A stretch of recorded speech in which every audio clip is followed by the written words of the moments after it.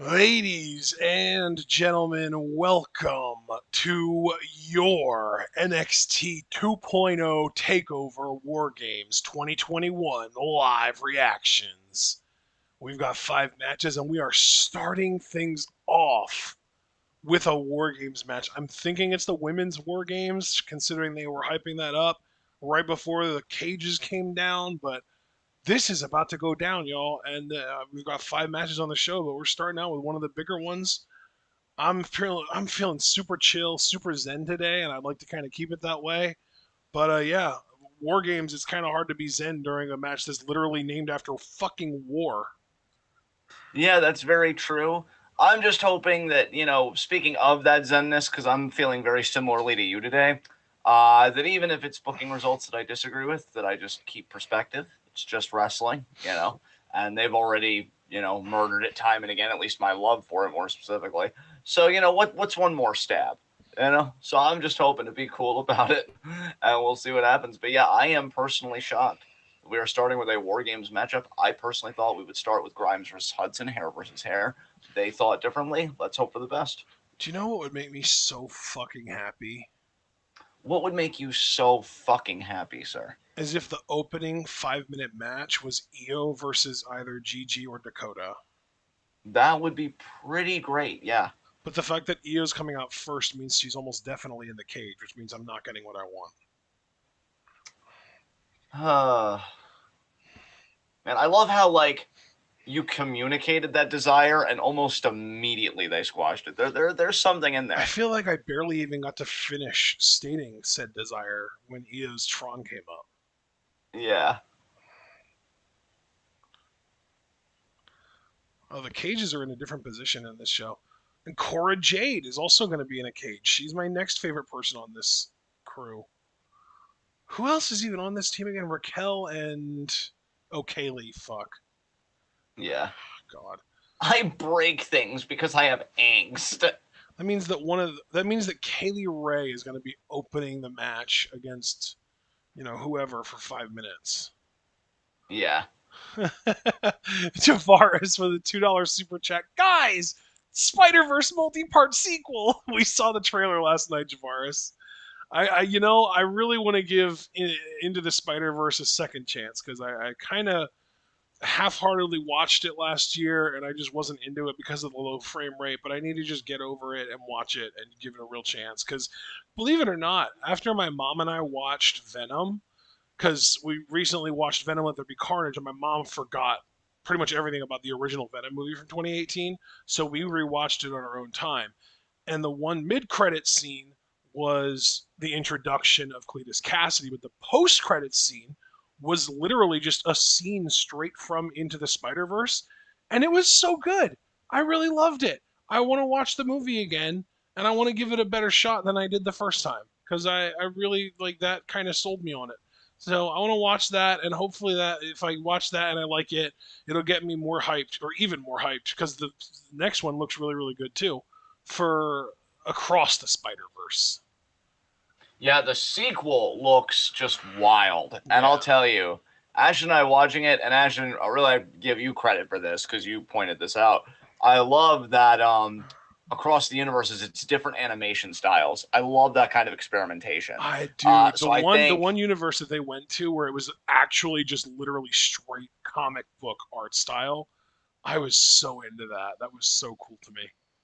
I think there's going to be, in my personal opinion, again, and it's been a while since I've seen, Into the Spider Verse. So when you do rewatch it, I'll probably be with you, wanting to join you on that. Yeah. It's going to be of a greater vibrancy and vividness than the first one, and that's really exciting. I think the colors are really going to pop, and yeah, it seems like all three Toxic Attraction just going to come out together and get in the cage together. Which means that we're starting this thing off with Kaylee Ray versus Dakota Kai. I'm sure there are people who are excited about this, and I'm happy that Dakota's getting the 5 minutes. I just wish it was with someone that I gave a shit about and not Kaylee Ray. Yeah, they are running back the War Games Advantage ladder matchup, sans ladder, because we're in the War Games cage now, and Gigi Dolan giving her half of the NXT Women's Tag Team Championship a healthy lick. God damn. So, yeah, I guess we'll see how it goes. But yeah, Javaris, I, for one, And that was a $2 super chat you gave. So thank you for the super chat, by the way. Yeah, I for one am quite intrigued about what the Spider-Verse sequel will have in store. Oh my god. Dakota looks so good with her hair lighter like that. It's like a fucking lavender pink. She doesn't miss with her look. I will say, like, aesthetically, I think Dakota's one of the more consistent people, maybe even in the entire company. She's Is just Dakota great. like sort of channeling Io a little bit with some of her like movements and idiosyncrasies and stuff? Perhaps. It Wouldn't looks a little surprise bit me. like it. It would be a lot better if she wasn't literally still in the same fucking brand. Since I've just really taken to, entertaining myself, which I've learned from you and Christy is definitely the healthy stance to take to life. Um, Aw, I'm you know, so glad I'm, that we could help teach you that. like, I know I made a lot of predictions in preview predictions, hence the point. But what would be a really fun one for me, even though it wouldn't make any goddamn sense to do it this early, if the voices in Dakota's head, if a good one won out, and she actually betrayed her team and gave the babyfaces the win, and she would slowly go back to being a babyface, which would mean she would be in the sights of Mandy Rose to win the fucking NXT Women's Championship, which she's deserved forever and a day ago. So I just want to see Dakota have a good showing. I know none of that's going to happen. Again, I'm just entertaining myself at this point. Well, no, having a good showing is literally what Dakota Kai does. The problem is she just doesn't fucking win. Exactly. And And oh my god, immediately. my head is greater than your bat, bitch. Oh, caught the kick. Shot there by Dakota.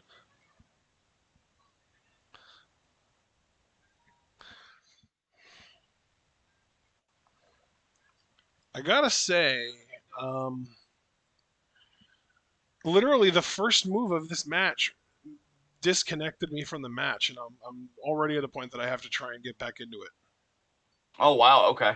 Well, I'm sorry, but if you get hit in anywhere, in the hip, in the stomach, in the back, in anything, if you get hit by a fucking bat, you're not going to instantly recover.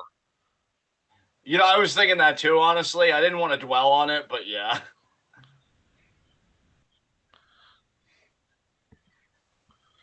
Hey, Dom's here. Dominique Adams.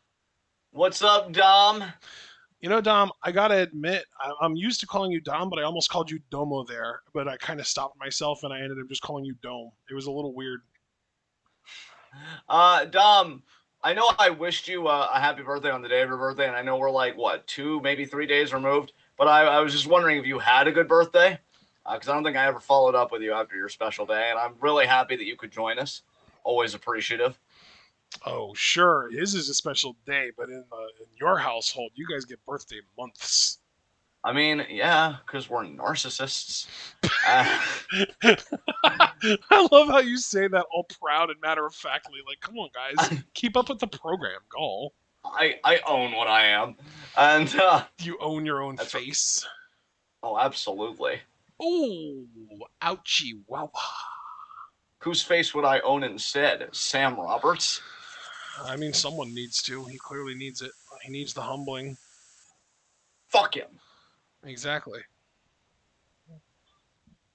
I love that I held that in so that I wouldn't do it midway through you talking, so I was both courteous and effective at the same time. I mean, it was a little rude, but I've done it to you before, so we're good. Yeah, exactly. Appreciate the self-awareness. Yeah, 100%.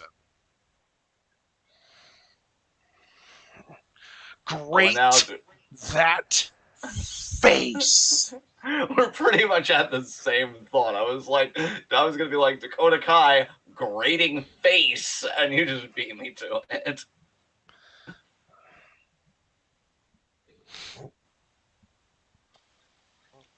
So did you catch the Lions getting their first win of the season today? Dude, I was so into that game.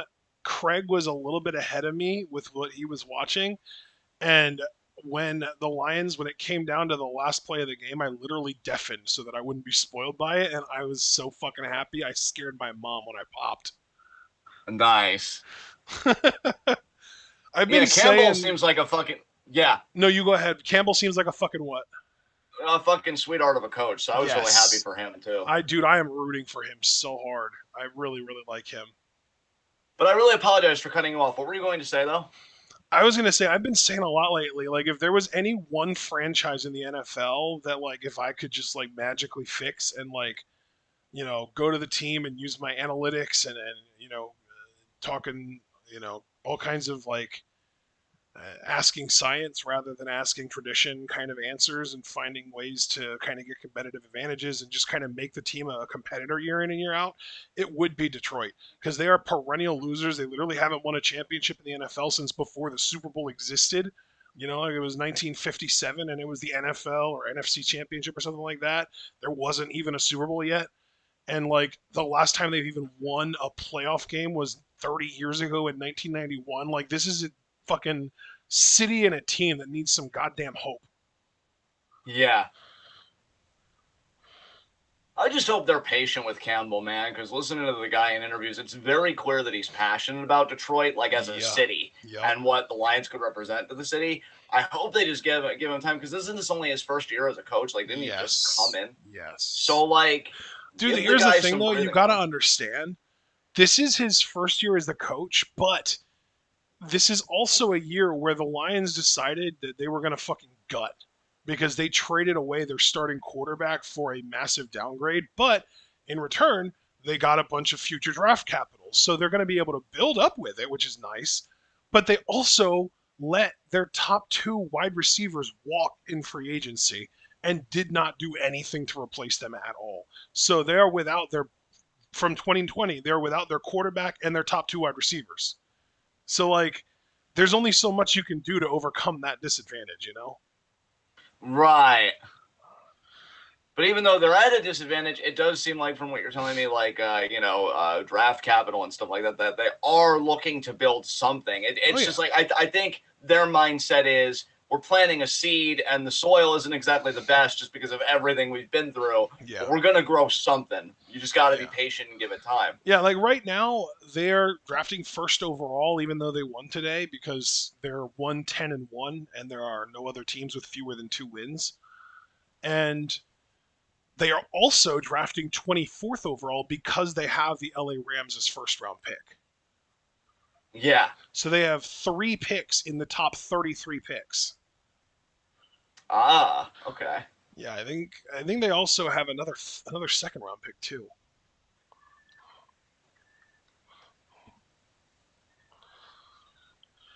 Yeah, because I was seeing discussion about the game against the Vikings today on Twitter, and really because of Dan Campbell, I haven't been like watching games per se because I've been like over football, but I'll be checking like scoreboards and stuff like online. Right. And when I saw that they had a slight lead, because I want to say it was like 23-21 or something at one point, and then something happened where it's like, oh, they just shot themselves in the foot. Like, they're really going to do this. Like, what a joke. Like, and then Vikings just seemed like, I think they scored again. And that brought them up to 27. And it's like, I think. I think you're right. It was 28. But it's like, oh, Detroit's just going to lose again. And then seeing them actually pull it out, I was really happy for them. I'm like, man, they needed that bad. I exploded. Yeah. God, if you exploded, imagine how people that are really trying to like bought in Detroit Lions fans felt. Jesus Christ. Yeah, I wouldn't be surprised if we had a lot of tears today. I always like to try and take away like wrestling booking ideas from real sports storylines. And just imagine if there was like this underdog baby face who constantly fucking loses and like they start to be a little bit on the up and up, and then like maybe say they get injured, which is like the equivalent of the Lions trading away their quarterback and top 2 receivers, and then like they come back from injury a few months later and they're just on this horrible losing streak. They can't get a win, or maybe even they like struggle to get a 2 count, right? Maybe there's like this whole storyline where like their first 10 matches they can't even get a fucking 2 count. Everyone's kicking out at 1, and they're starting to cut promos about like, I'm starting to wonder if I'm really meant to do this. I'm starting to really rethink my choices in life. I can't even get a 2 count, much less a 3 count. I'm wondering if I really should belong here. And then in one match, they get a fucking 2 count, and that's a huge pop. And then they get a couple more matches where they don't get 2 counts. And then out of nowhere, they get a fucking 3 count in a match. The pop that would give, especially if they were a really good actor and a really good promo, like, I don't know, Dan Campbell, they could really garner that sympathy and really get people behind them. And like, that's what I think about all the time. And like, yeah, I think it would be an amazing storyline in wrestling, and it was an amazing storyline in real life in football. I mean, yeah, just to go back to Campbell, because I can speak on that with a bit more authority, because I think I've watched it at the very least. Oh, wow, Gigi. Just wrecking Cora Jade's face with that trash can. Yeah, she did. Oh, roll through. Nice. Dude, Gigi's so fucking good. Jesus Christ. Absolutely. Jesus Christ. Yeah. Oh, no. Nice STO. Nice. That was a beautiful STO. Half and half.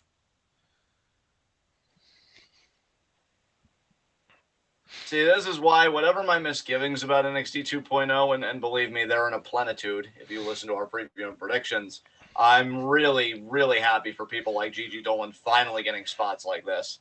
Yeah, dude, I was going to say, the fucking heel team clearly knows where their bread is buttered because they're basically letting their people out in order from best to worst.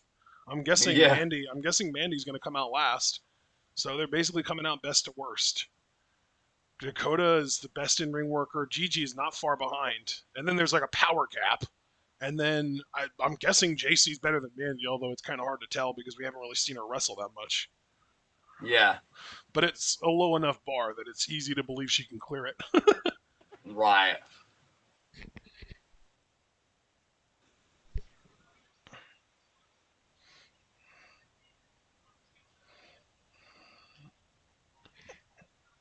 Look at Dakota and Gigi working together. You love to see it. Can I just point out how fucking weird this dynamic is? That like the baby faces needed the advantage in order to maintain momentum of the match, but as soon as the odds are even, the heels are winning. Yeah, it is weird. Maybe they do it. They see it as like order of threat level. Like maybe the babyface team is like trying to order it from the least threat to the most threat, and they because Cora has the winning pin over Mandy Rose, they're kind of getting across the idea that she's more of a threat than Kaylee Ray to Mandy's title reign, and like they're going in like least to most, where it's like Kaylee is the least threatening, then Cora because she has the winning pinfall, then Io because she's a literal formal champion, and then Raquel because she's like this dominant beast who was fresh off of a championship and got screwed out of it, right? Whereas then the heel team is doing the opposite. They're going most threatening to least threatening, right? I mean, I can appreciate your extrapolation of their supposed logic, but it's the supposed logic in and of itself that I find honestly even kind of insulting. Because, like, I'm not a Kaylee Ray fan by any means, but, like, she was a really long reigning NXT UK Women's Champion. Yeah. And the only reason Cora Jade even beat Mandy Rose was because Kaylee Ray provided the distractions. So if that is their logic, which I'm not denying it is, again, I think you make a fair point. It's like, damn, really? But yeah, countdown here. I'm guessing Raquel will come out next. No, I'm betting it'll be Io, man. Yeah, it's Io. Oh, there it is. Yeah, Raquel. I'm telling you, Raquel's the biggest threat. So she's coming out last. Oh, Io looks all jazzed up to be here. Look at this. 2 chairs. One for Kaylee, one for herself. Oh, no, she was just giving them both to Kaylee and Cora, I guess. Although I don't see Cora. She got the trash can. I think she wants to recreate that magic from last War Games. Was that really last year? It was either last year or 2 years ago. Yeah. But. Wow. Yeah, time flies. Oh! Oh, yeah, Dakota shut that shit down. Damn. He's like, no! Wow, is Io getting nerfed? What? What is this? It looks like it. Wow. She comes in, she barely does any offense, and she's already being isolated. Yeah, Dakota and Gigi are really handling her, and like the other two are already down.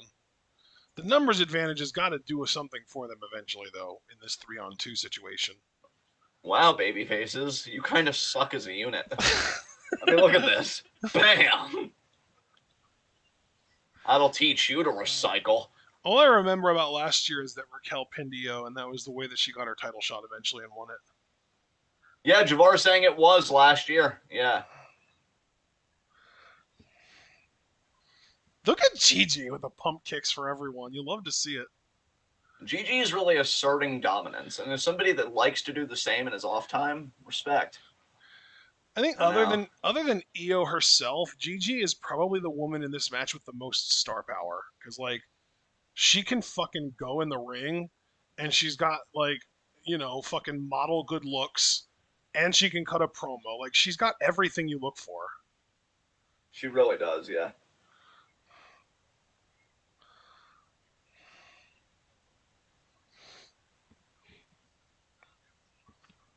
Cora Jade pairing off with Dakota Kai, Kaylee Ray and Gigi, and of course Io by herself because the babyfaces have the advantage right now.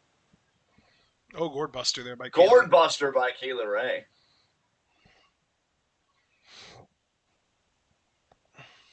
Oro, what are you doing?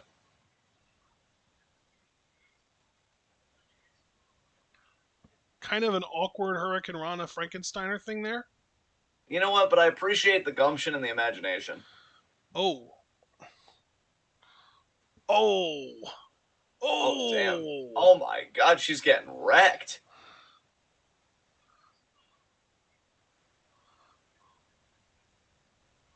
GG chance. GG's over with this crowd, yeah. Wow. Oh, God. I want to be happy, but I've seen what else makes this crowd cheer. Yeah.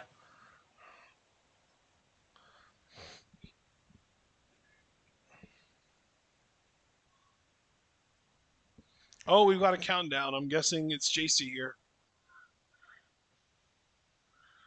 Yep. Mandy and Raquel are the last two. The worst wrestler on their team and the most dominant threat on their team. Yeah. God. And that actually, I think, applies to both of them, actually. I don't know. It depends. Like, I guess. No, yeah, I've seen Cora Jade wrestle enough to confidently say that I'd rather have a match with her than Raquel at this point. JC Jane providing the table. What? Oh, yeah. JC and Gigi together getting the table in. Yes. The underlings of Toxic Attraction, the NXT Women's Tag Team Champions. Yes. Won those titles at Halloween Havoc in a triple threat women's tag team matchup. Yowzers. Oh my God. That would hurt. No doubt.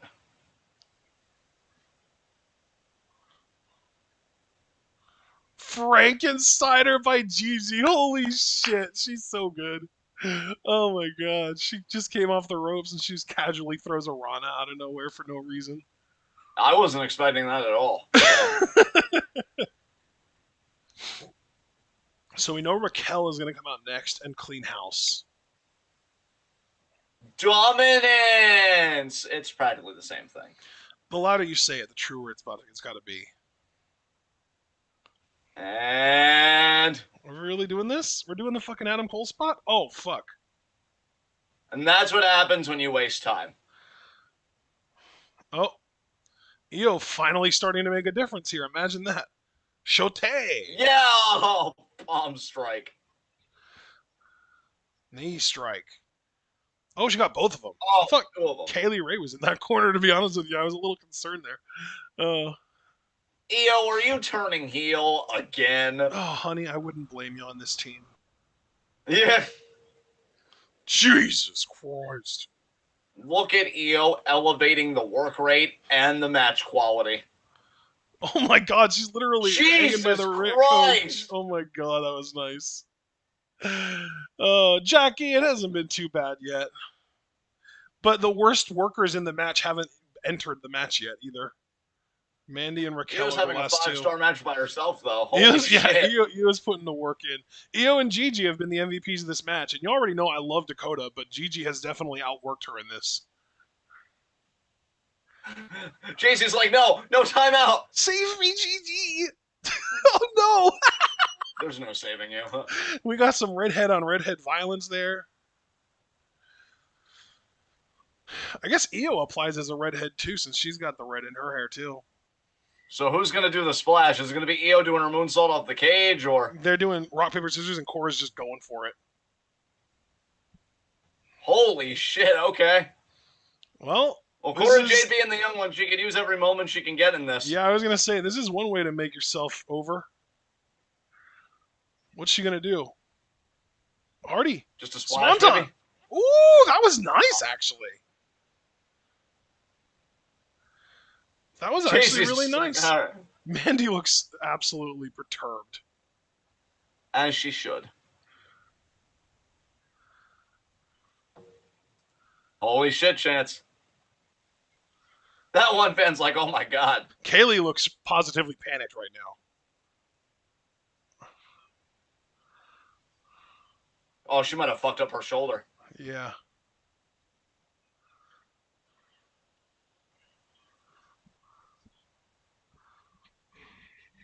And that swanton, to me, it looked a bit awkward on the landing. So, dude, low key, it didn't even look like a swanton to me. It looked like a cannonball. Yeah. Let's take a look at it again, as discomforting as it might be. No, that didn't look that bad. It really did just look like a cannonball rather than a swanton. Maybe this angle will show, because, yeah, the one shoulder, I don't know. I don't know. I would have to see, like, an angle from, like, behind the cage. Like, from behind, like, from where she was standing, basically, when she jumped. I mean, obviously she's in pain. I'm not trying to question the validity of her pain. But it's not like she landed on her neck or anything, at least. Oh, God, yeah, she's out. This is my sacrifice for the team. Oh, God, she's going to start singing Creed. My sacrifice.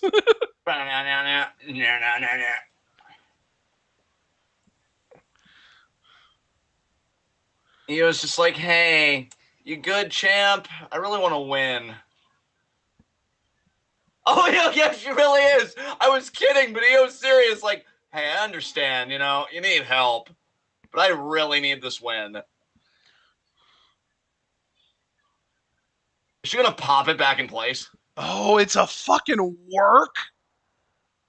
That explains why it didn't look like a bad landing. It's a fucking work. Yeah, what do you... Yo. She's going to crank it. She's going to yank it. She's going to yank it.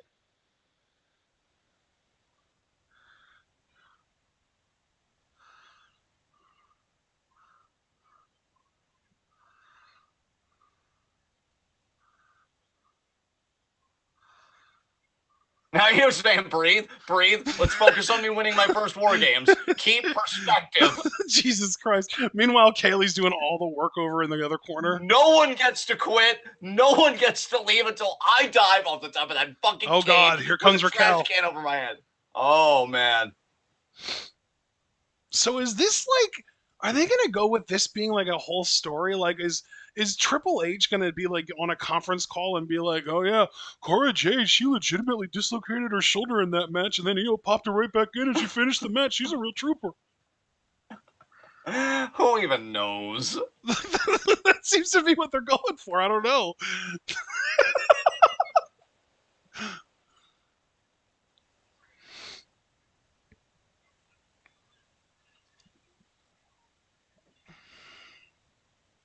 And Raquel just getting all the weapons she can to cover up her greenness. Yeah, Jackie, I'll tell you right now, Gigi hasn't done a single gross spot. I think I'm pretty sure she literally just did those to get noticed. And now that she's signed to a major company, she just isn't doing them at all anymore. Like, yeah. She's literally just working a great match, period. She's kicking ass.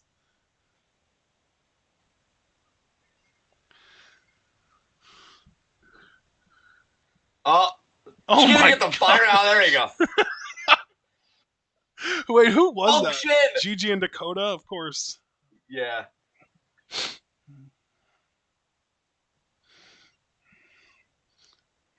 Back elbow. Boot there. Of course, the least competent in-ring worker of the babyface team is absolutely destroying both of the most competent in-ring workers of the heel team by herself. It's a process. $5 super chat from Javaris. Io, look, I'm going to pop that shoulder back in, Cora. What? Io, don't worry. I've done this plenty of times with my stardom babies. Yeah. Oh, no. Oh no! Dakota just got thrown while in a trash can. Yo, this is some quintessential bullying right here, right now. Now, they're still checking on Cora. I almost have to wonder, you talk about stories and stuff, I also have to wonder if Cora might get the winning pin for her team just because she had to overcome the shoulder pain and everything. Well, they're kind of revolving the match around her at this point, aren't they? Like, it would almost... It feels like it, It would almost make sense if she was the one to, like, overcome everything.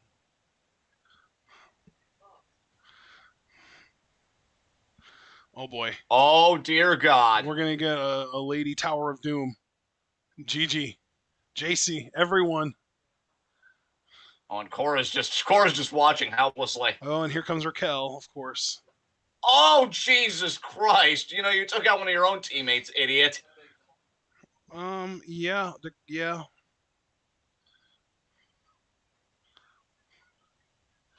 Oh! Spinebuster on the floor. Oh, my God. Again with the trash cans. Oh God, is Io? Oh Io's gonna moonsault onto the trash can. Oh! And then she's like, "Yeah, I so did it." Why are Io and Raquel fucking friendly now? God, Raquel beat you for the world title, Io. Because they're all baby faces now, Ashton. We all know baby faces are friends with each other. I like nuance in my wrestling. I'm sorry. I know you ask way too much. What's your problem? Oh my God, that was an impeccable moonsault by Io, as expected. They all are.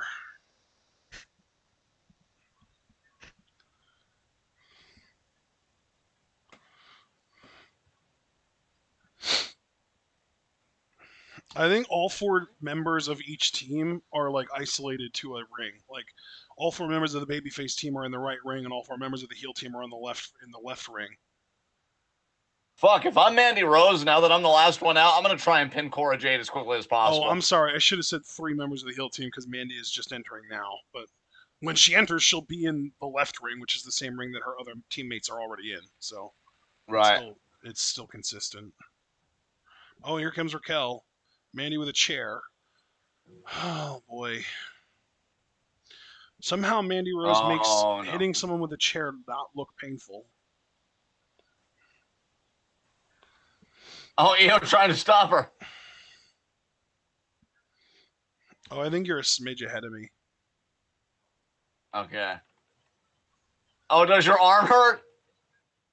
Oh, yeah, she's pulling on it. You are ahead of me. I heard you say that, and then she said it for me. Okay. Should probably only have to do a quick pause play. I can't imagine I'm that ahead of you. Do like a 1/1000 pause play. Like pause 1/1000. Yeah, I just did. And yeah, you got Kaylee Ray, Io, and Raquel all with kendo sticks protecting Cora. Jesus. Way to be the liability of the team, Jade. We have a War Games chance.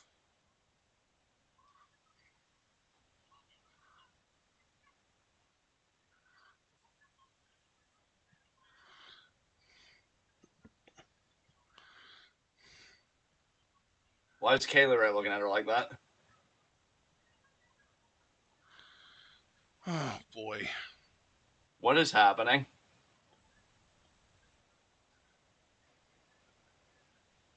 Oh, that's the...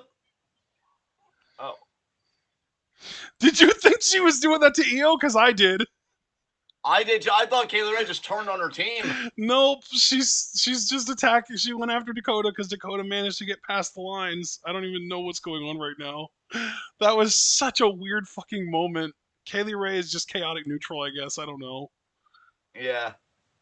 But, like, what purpose exactly would it have served for her to attack Cora Jade? Because everyone knows there's no such thing as really chaotic neutral. It's just people acting in their own interests, right? Yeah. But, like, what self-interested thing could Cora Jade have offered Kaylee Ray if she would have attacked her? I have no earthly idea. Yeah, right? Like, that was just a dumb moment. That was just, oh, I bet it'd be really tense if we did this. Oh, all right, and the cage goes Dolan's face. It's like that moment in The Walking Dead where it looks like Carl might shoot Rick, and then you hear a gunshot, and it turns out he shot the reincarnated Shane zombie. Yeah. Oh, gee. Oh, Oh, wow. Mandy She's going Rose to powerbomb stopping both of that them? shit. Nope, Mandy, yeah.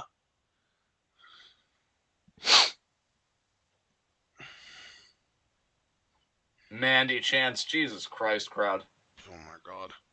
See, this is what I meant earlier when I saw it, when I said that I've seen what else makes them cheer. How can Yeah. I get excited about Gigi Chance when the same exact crowd gives us Mandy Chance? Nice run again by Dolan, sending Gonzalez Bro, into the chair. when did Gigi become a fucking luchador or a luchadora? I think she decided on it sometime this weekend. Drop kick to the face. Oh, there's Cora with the kendo stick in one hand. Holy shit, Cora's decided to get involved. She's like all proud of herself, but then she realizes that she's facing a Oh, 4-on-1. no. She's backing So, away. I know what you're thinking. Should you attack me when I'm down one shoulder? And the answer might surprise you. It's like when the hyenas surrounded little Simba. Oh, she's trying. Oh my god, she's actually getting some ground. Oh, Dakota, I think, went after the shoulder, the bad shoulder.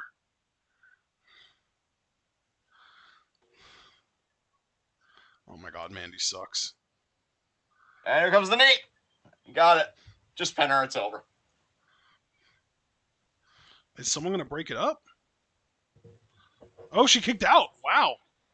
Okay, that's a shocker. Cora Jade just kicked out of the champ's finisher. Cora looks as shocked as Mandy does. Jesus Christ.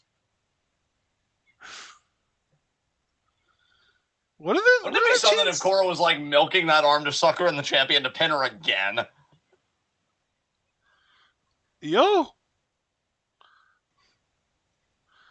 God, this match has had some awkward booking decisions. I love how Io is such a mama bear with Cora.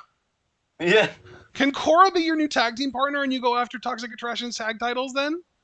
That would be pretty cool, huh? That would at least that would give Io an out so that she could leave NXT and then Cora could be Zoe's first feud as a heel. That's true. You can tell Cora you remind me of Kyrie. Oh, double pump kick. The fuck out. Oh damn, that was nice. Wait, Cora's still conscious though. Oh yes, she is. What's Cora gonna try and do here? She looks a little confused, admittedly. She's pinning Jacy Oh Jane, my! And that's it. That was one of the weirdest War Games matches I've ever seen, and I don't necessarily hate it. But that's what happens when the baby faces have the advantage, though, dude. That's what I'm saying. I mean, I'm not trying to say that this match was only weird because the baby faces had the advantage, but like, you got off on the wrong foot, you know? Yeah. And just Io stopping Mandy with what looked like very little resistance from breaking up the pin. It's like, what the fuck? I will say, though, this puts Cora in a comfortable spot because obviously she'll lose her one-on-one match to Mandy for the title because I just do not see Cora winning at all. No. But then she's also pinned one half of the tag champion, so she'd still be in contention for a championship. Unless NXT is trying to tell a story of descent with the NXT Women's Tag Team Championship or the Women's Championship. Maybe. Because if you think about it, once you have a champion be Io Shirai, there's no going up from that. So they've been just downgrading ever since. It's, you know, we went from worse than Io and Raquel to somehow worse than Raquel and Mandy. I mean, I don't think Cora is worse than Mandy or Raquel, but she is less experienced than both. Yes. So maybe they'll be just continuing to do stuff. I don't know. Honestly, I think a Cora Jade NXT Women's Championship reign would be more entertaining than either of Mandy or Raquel's. I would agree. Oh yeah, technically Io just won a War Games. Finally, it happened for her. And it's all because she helped pop Cora Jade's shoulder back in. She had to do what she had to do for herself. Oh, it was Raquel's big old like one-arm power bomb that kept JC down. So of course Yo, Raquel's and gonna have that blame. puts the powerbomb hell the fuck over if it wasn't already, because she hit that quite some time ago, and fucking Cora was still able to get the 3 count. Why are they carrying Io out? It's like their War Games 2021 photo. It Oh, was it's the just best Raquel. summer ever. It's just Raquel deciding to show off how strong she is and lift everyone up one at a time. Yeah, weird first match. Didn't hate it, but I'm curious what the men's War Games will be like. Yeah. I thought it was fun, admittedly. Weird for sure, but in an entertaining way at least. I mean, Io was the best part just for the character arc for her that I wrote in my head of just like, Cora, I know you're in a lot of pain, but me. And, just kind of went into this for herself. Closing the doctors out. Sorry, guys, I really need this. Oh my god. You would come up with that headcanon. Io whispering to Cora, let me tell you a story about a faction called Queen's Quest. What's Queen's Quest? You're about to find out. If you don't know, you're already behind the curve. Yeah. Oh god. I can't say behind the curve anymore without thinking of that fucking Flat Earth documentary. Yeah, Alan loved it. No, dude, it's like mocking Flat Earthers. He'd probably still love it because it would go over his head. You know what? You might be right, actually.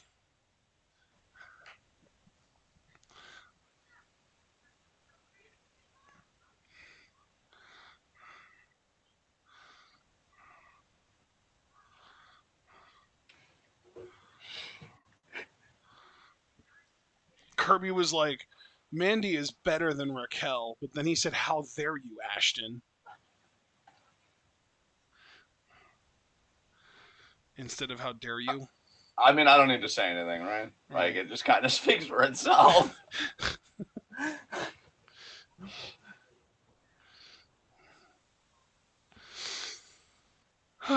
DJ Khaled. Another one? Another one.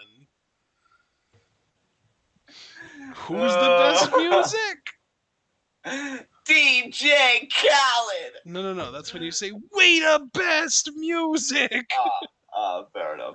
It's another one of his fucking soundboard sounds. I keep thinking of Larry King's soundboard sound. How'd you gain all the weight? After DJ Khaled just puts himself over. I want to live good. I want to live clean. I want the nice boat. I want the house by the beach. Does all that to himself over. And Larry King is just like, I'm about to wreck this whole man's career. What career? What career? Yeah. It's funny though, I actually really like a lot of DJ Khaled's music. Oh yeah, for sure. I think I'm only able to riff on him so much because I am a fan. Yeah, it's good stuff.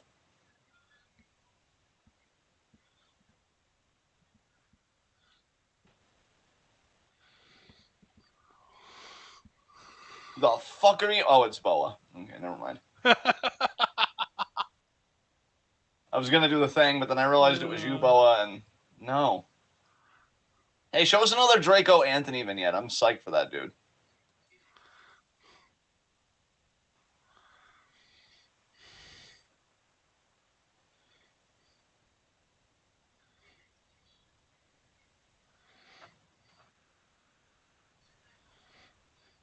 Really cool to see 12 people watching now. Really grateful for you guys. Please leave a like if you haven't yet, because I don't know when this show's going to dip, but open up, baby, because it'll come.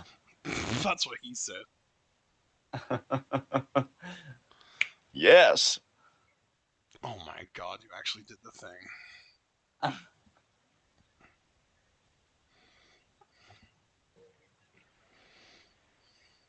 right, so who's the shaman? Show your face.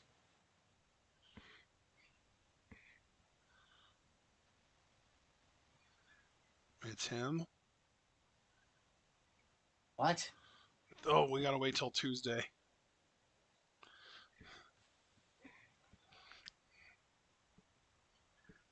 Did you guys just not leave the locker rooms until LA Knight's last promo about it?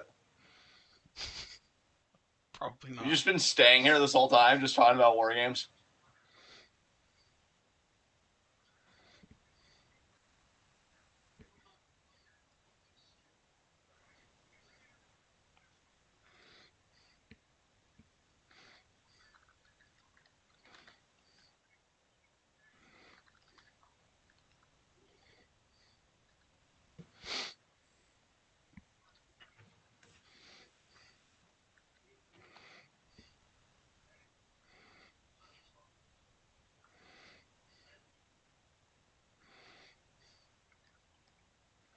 Damn. Yeah, your moment to eat the pin, probably. Oh boy, tag team.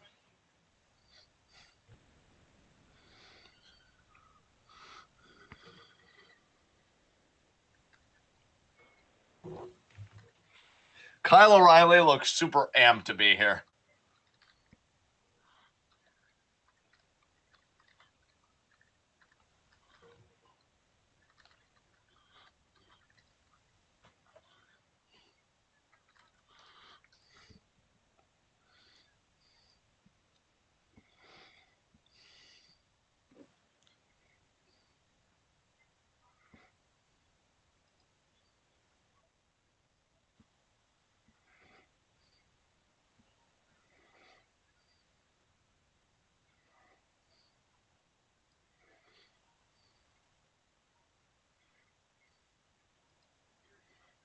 And there's Imperium. Boo. Because when I think tag team clinics that make me rediscover my love for tag team wrestling, I think Imperium.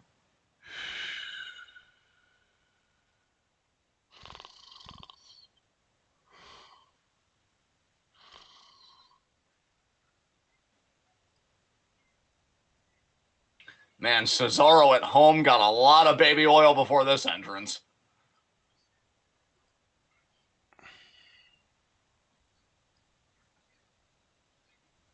Bartel looking fucking ready, though. God, I wish he would do something else. I guess.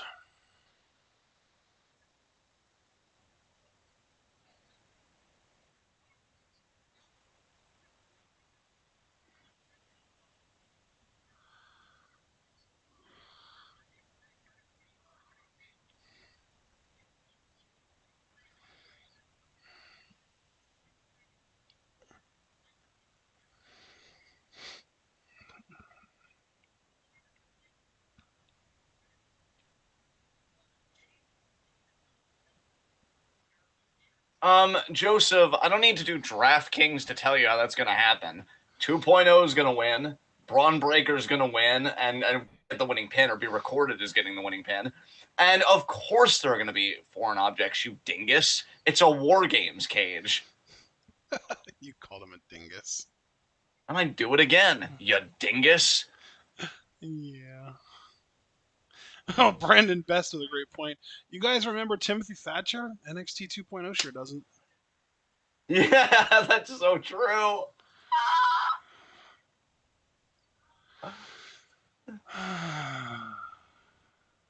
Javaris, it would be disrespecting Cesaro if the company didn't go out of their way to disrespect him as routinely as they do, including him losing to Sheamus this past Friday.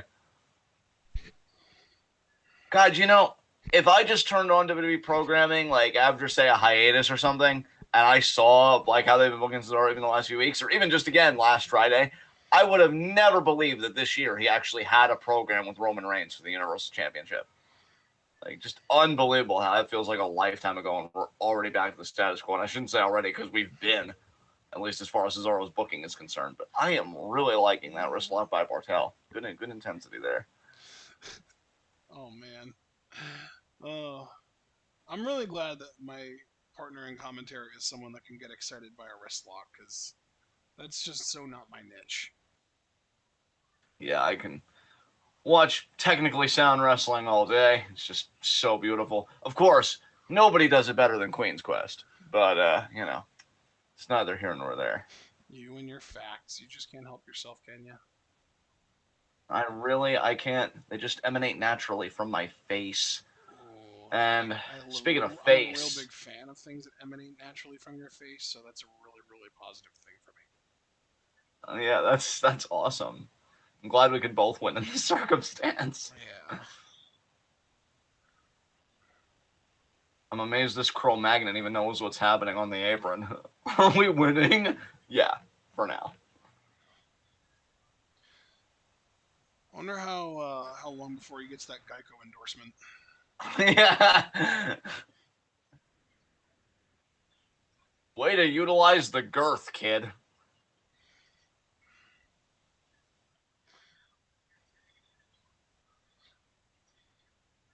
That is true, Javars. And Shuri is also a badass.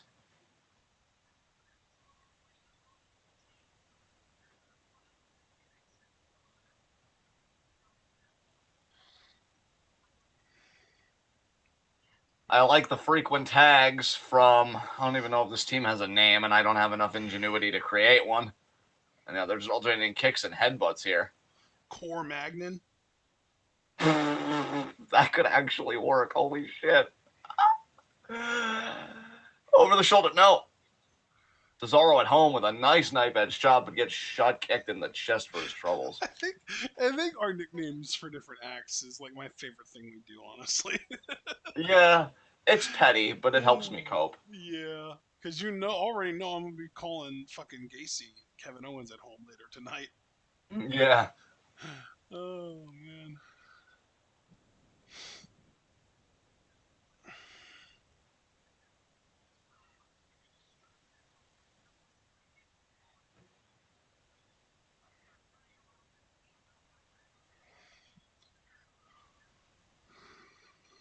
Pretty soon, Frankie Monet at home, coming soon. And Tiffany Stratton. Nice double arm underhook suplex there by Bartel. Oh, god damn it. Oh, look at that, though. Now he almost like a crossface there. Stoppage, yep. defense. Snapmare. Uppercut. See, I actually like what Bartel does in there in singles. I just want to see him do more single stuff. I feel like this tag team is, they call him Imperium, but it's just impeding his progress. He is fucking shredded. I never realized that before. Yeah, dude, I'm telling you, he looks good. I think he's still young as hell. He should still I really be in want his him 20s. and Cesaro to be in a tag team. Yeah, I Rather mean, than him and Cesaro at home. yeah, time to get with the real thing. Yeah, they'd be Shoulder a really block good there tag by team. Wagner. Damn, that shoulder block by Wagner. Never forget Scott Steiner asking Petey Williams' wife when he was still Petey Pup. Oh yeah, you want to be with the real thing? Just remember though, folks, and I want you to think about this as kind of a mind fuck. For a guy that always talked about peaks and freaks, and apparently did ask that to Petey's wife, he's apparently so harmless that he didn't even get mentioned in speaking out from what I recollect. Scotty stays a fucking goat. Bro, he and his brother used to literally shove pens up dudes' asses in the locker room. He didn't get mentioned in speaking out because we just know. Yeah, that is a fair point. Speaking out was It's about like, people that you didn't know were pieces of shit, not Scott Steiner. that's true. And to be fair, though, I did not know about the pen and rectum action there. That's news to me. Yeah, I mean, that's I a story figured. that Kevin Nash told on a U-shoot one time. Yeah, wow. Something about everything in that sentence just fits together perfectly. Oh, I swear. I love listening to Kevin Nash shoot interviews, man. Yeah. He might legitimately be one of the very few old-time stars that isn't a fucking sex pest. Yeah. And it's probably because he's 7 feet tall and good looking, so he can get all he wants. Yeah. It's like, why would I have to take it when I can literally just ask for it? Look, see that woman? She's married, probably 5 years. Hey, you want to hang out? Yeah, that easy. Then at the Roxbury, what's up? Yeah. I call that baiting the hook. Oh my god. Kyle really tenderizing face right now.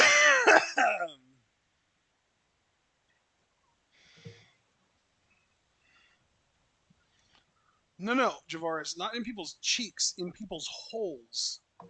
Yeah. Literal sodomy. Kirby Freeman, Emilio! God, I love that movie. Tag there. That's a classic Wagner right in. there.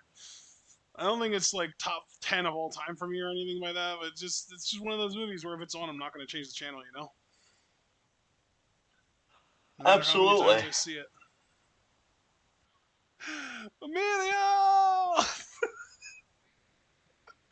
Emilio! Speaking of Emilio Estevez, the Mighty Ducks movies are also movies that I will not change the channel for. God, never get that one movie where they actually faced a competent hockey team, Flying V, and it just all falls apart. Iceland. You're talking about Iceland in the fucking Olympics. Yeah. Oh, man. Honestly, and you could call it a heel thing, I honestly don't give a shit, but there's just something about that one thing that they know they're overly dependent on getting shat on in front of their faces that's so fucking gratifying to me. Time to learn actual technique, asshole. Nice Northern Lights there by Kyle, and there's the tag to Vaughn.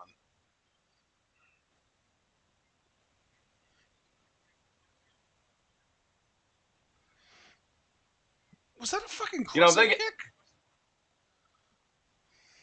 I think so. And if Von Wagner and Kyle O'Reilly end up getting really tight, if they keep doing those like camping vignettes, we could just call them Bro Magnon. I also wouldn't mind that. But double lariat there, taking them both out. No, out and over. Oh shit, the ring skirt came off. Someone has to go fix that. Indeed, they do.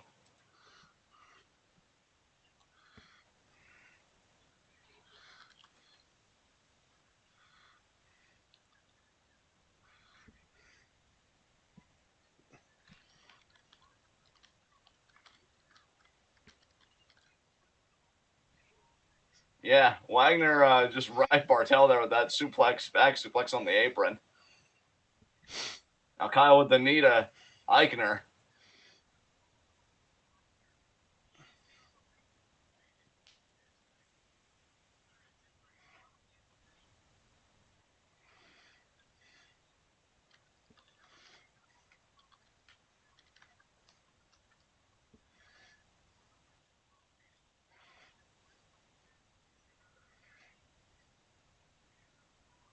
Nice jawbreaker by Bartel.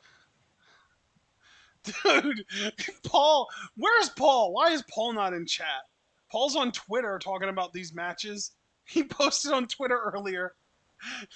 Is Dakota Kai immune to melee weapons? The match opens with a baseball bat strike that she no-sells. Then minutes later, she takes two straight shots from a skateboard.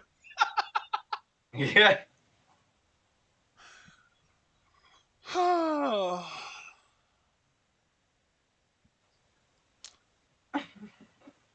Sorry, you're talking about Paul. Just reminds me about his quote tweet of Sam Roberts like promoting Kid Rock. Fuck Sam Roberts, by the way. Oh Is this God, a rib? Joke. I mean, you said we rib, I said joke. Same thing. Yeah. We fucking love you, Paul. Yeah, all right. We miss you. We need you to come back. Where are you? Don't leave us, baby. What a choke slam by Wagner. Oh, man. What a choke slam by Mr. Wagner. Truly impressive. Muy impresivo. Oh, that was the knee, like, right to the shit. Oh, this might actually... Nowhere. They're about to fucking win this. Heel hook. Eichner, or Bartel won't tap. It actually looks like he's going to get to the ropes. Kudos to him. Because I've seen that exact sequence win matches for Kyle, so that actually makes Bartel look like definitely kind of ahead of me, maybe even by multiple seconds at this point. I don't know how that keeps happening. Oh, double moonsault by Eichner. He got it.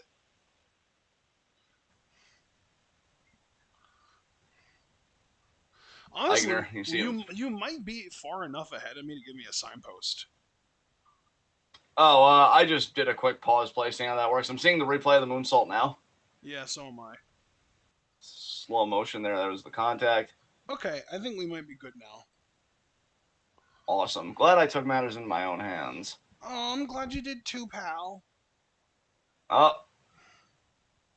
Yeah, Imperium about to get the win, presumably right here. Yeah, Wagner just got taken out. This is it. Oh shit. Guillotine. Wagner. Is this Eichner or Bartel in the ring? I think that's Wagner. It is Eichner. He's about to Cesaro at home his ass off. Oh, knee by Kyle. Into the cradle. Cradle, 1, 2. There we go. Pushed over by Bartel, and O'Reilly kicks out. Thrust kick. Right to the face. Oh, another one back by Eichner. And they hit each other. Come on, Kyle, do a wacky line for us. There you go. There it is. Oh, but Eichner fired back too. And now they're both down. Okay. Wagner's going to be on the apron. Yeah, he is. Wagner jump down and turn heel. That would be Imagine the fucking heat. It would be so funny, but so unnecessary too. There's the tag.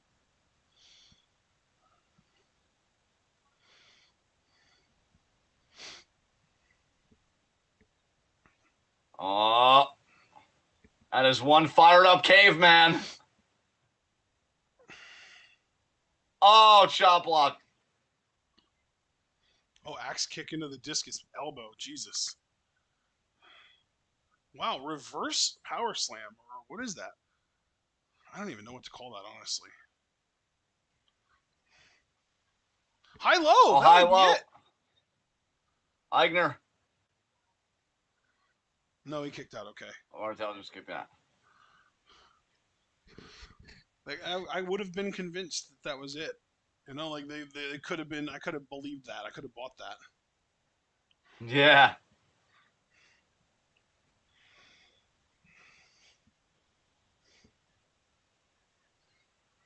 O'Reilly back in illegal.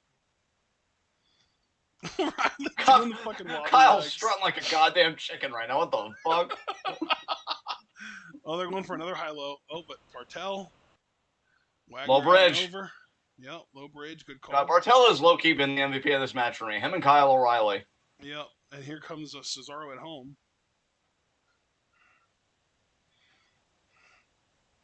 Oh, what the fuck? Okay, that was pretty cool to his credit. Jesus Christ.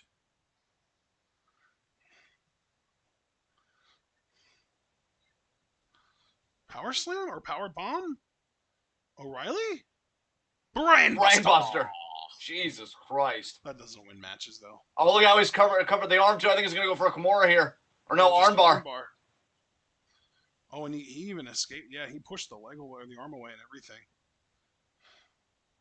Oh, turning it into a triangle. Triangle armbar. Where's Bartel?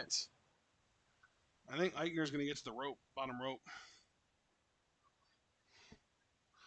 O'Reilly forearm in the head.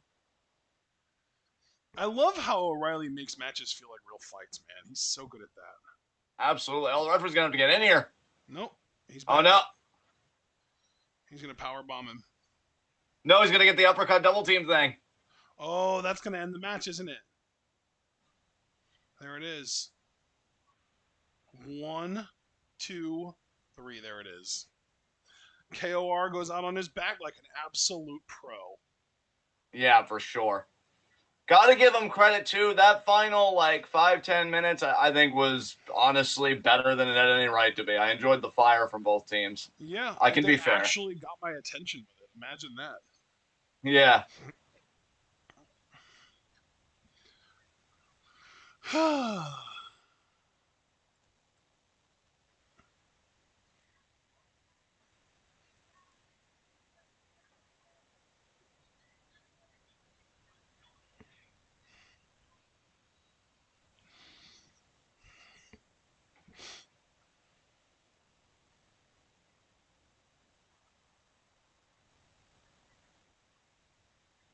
We're getting more and more angles of this. The speed that he did that with was pretty fucking cool. Yeah, it was impressive, no doubt. And then Cesaro at home. I mean, my God.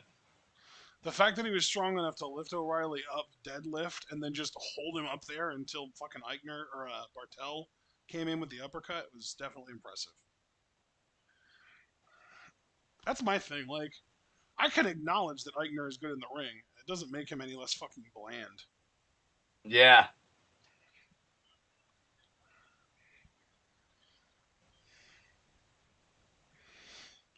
Oh, Are you going to attack him? You've got quite a distance from him there.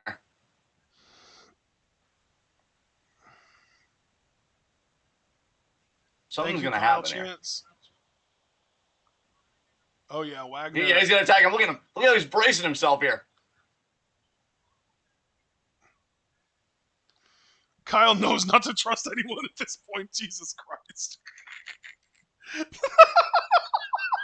Vaughn really tried to make a name for himself on Kyle's way out.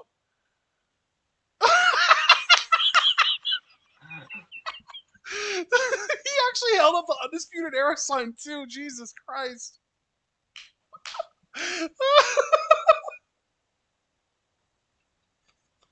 That was amazing. That was actually hilarious.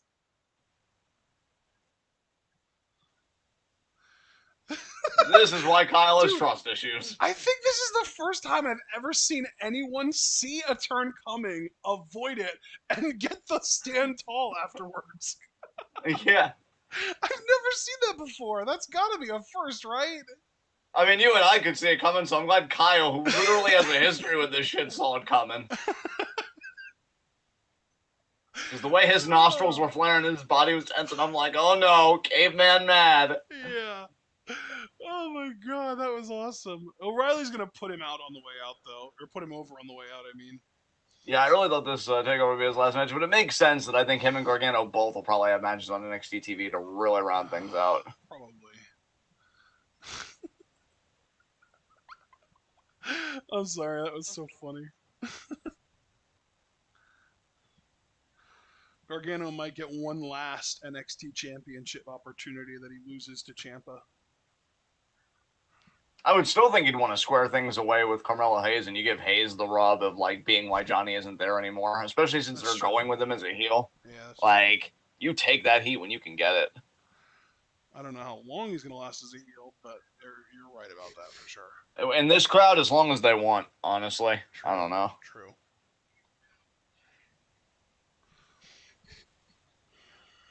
Honestly, that post match might have been the best part of the entire thing. I'm really proud of Kyle for seeing that coming.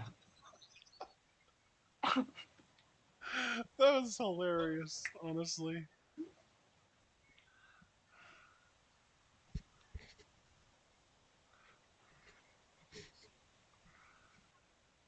Man, trust issues have their benefits, don't they? They really do. I'm glad, glad NXT has made that canon. Very important.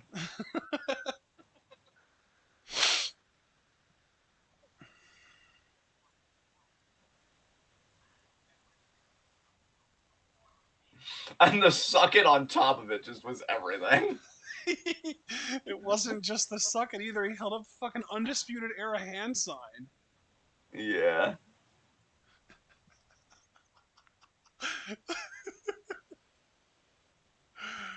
Dude, I'm gonna laugh so hard if there's like a report coming out of this show that this was Kyle O'Reilly's last show and that he wasn't supposed to counter that attack. Oh my god. He went into business for himself. Oh, that's too good, I swear.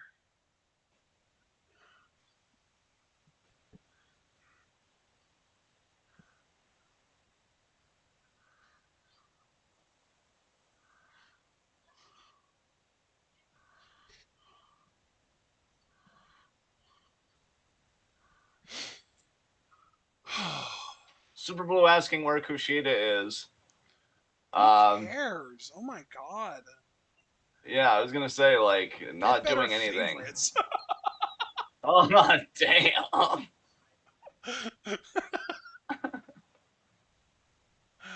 Oh, Daddy Escobar! Santos. Oh, hit me in the face, Daddy.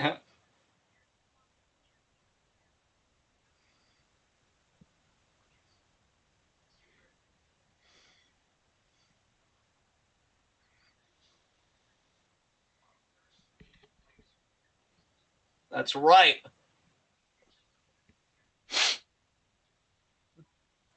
Yes, you are. That's right. Let her know. She probably doesn't even season her food. Fuck her. Yeah.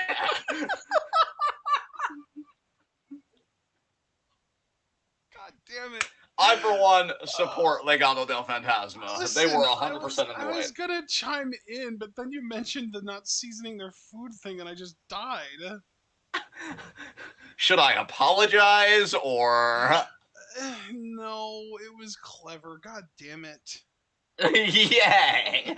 I love it when I win, even when I'm not supposed to. I was just gonna say she's just doing her job, but then you got in that burn, and I couldn't not laugh.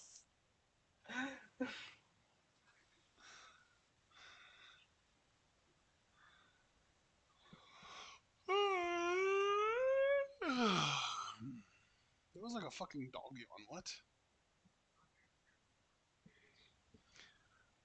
Duke Hudson.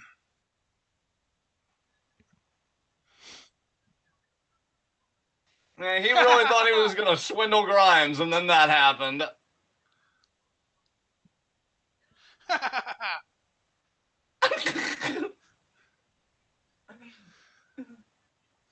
There's something rhythmic about Grimes' laugh, you know?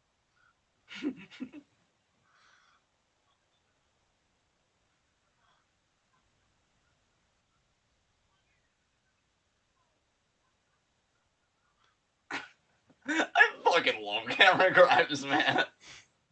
What a joyous little shit.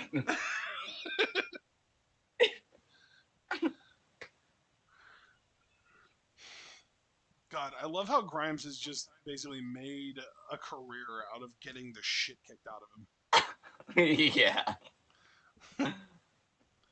I mean, it's more than that, obviously. It's also just being charismatic and likable and cutting great promos. But like from a physicality standpoint, he's just constantly getting the shit beat out of him. Yeah.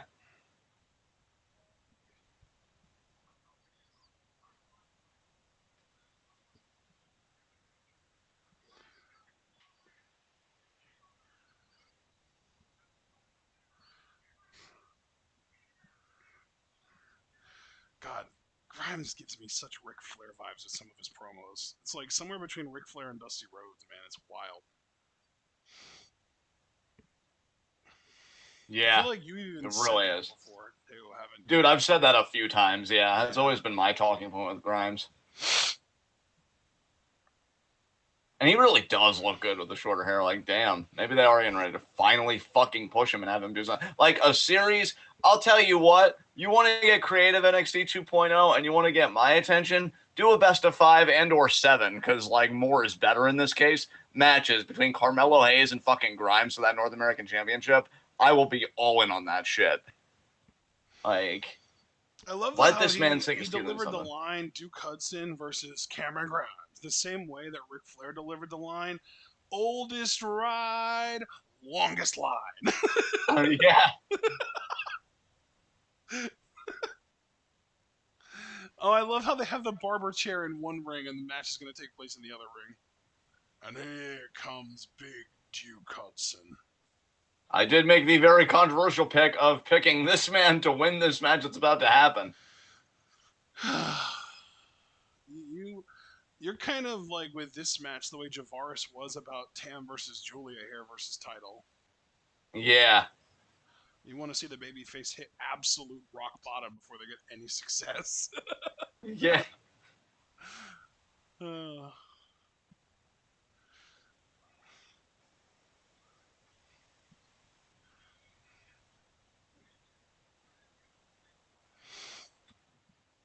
Actually, that wasn't even hair versus title. It was literally just hair versus hair, and the title was on the line at the same time. Yeah.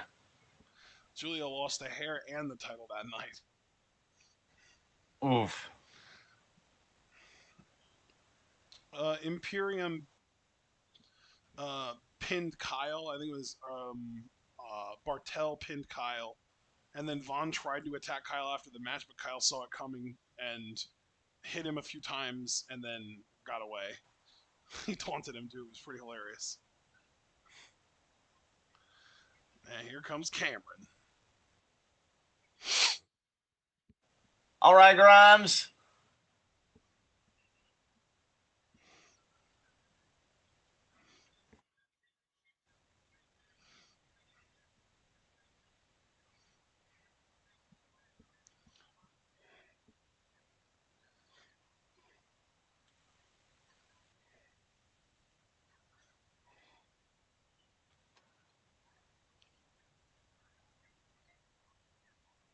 Cameron's really happy. He's in a really good mood. Yeah.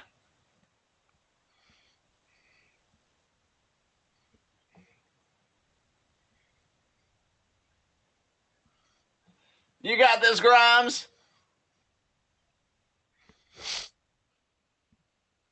And there's the bell.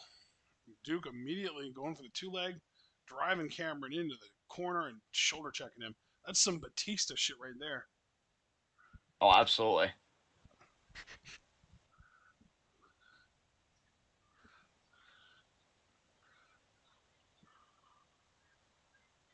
Ooh.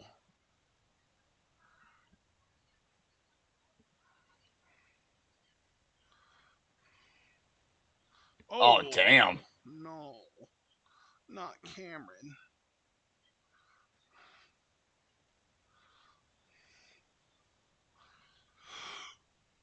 He got sent out onto the steel steps, John.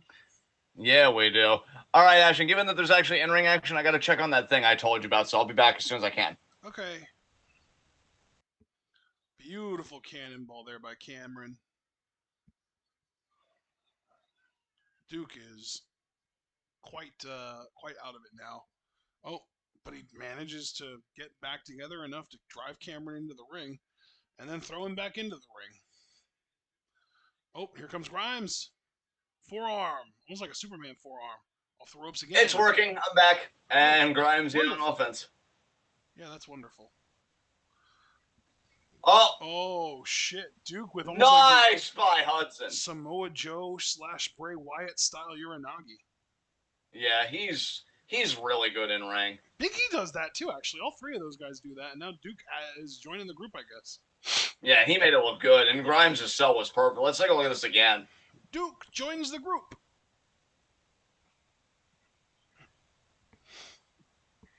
That definitely rhymed.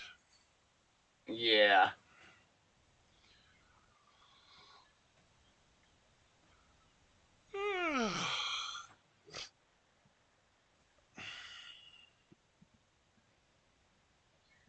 Oh, God. Oh, Nice a girl counter. roll by Cameron.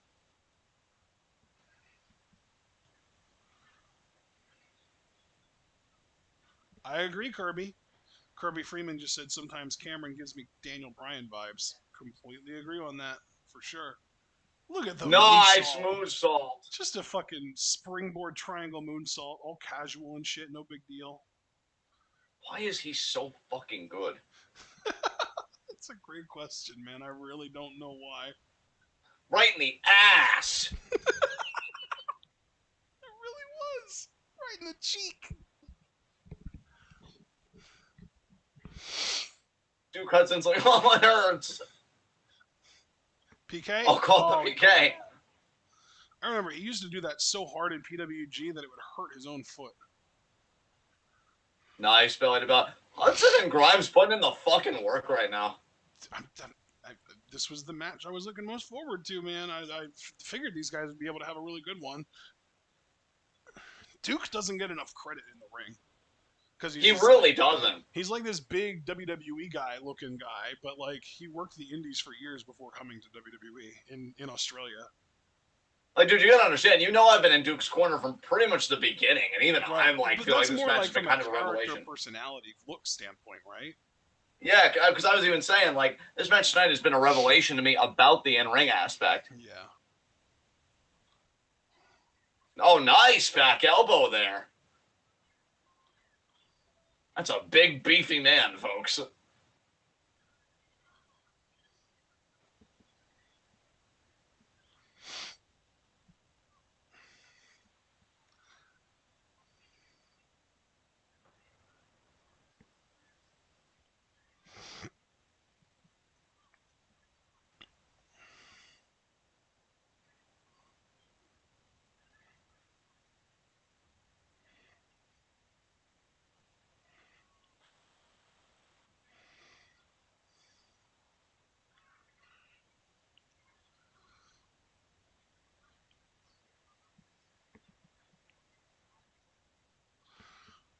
Yeah, believe it or not, Hudson has wrestled 219 matches in his entire wrestling career, and only 68 of those have been under the NXT banner. Oh, wow. Yeah.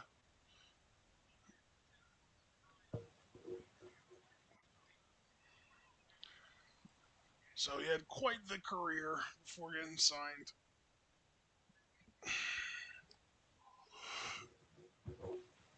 And most of that career was spent in MCW, which is Melbourne City Wrestling. Ah. Yep, down in Australia. Cradle. Who's been wrestling 15 years? He actually got his start in 05 or 06. It was 06. Pretty wild, right? Yeah.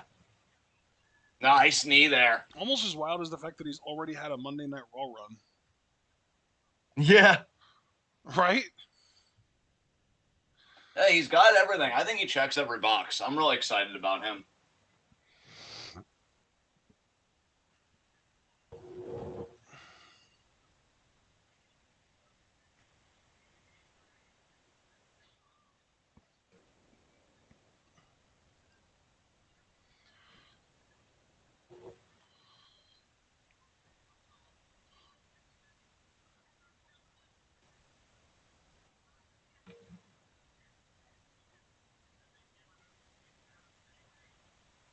Backbreaker there.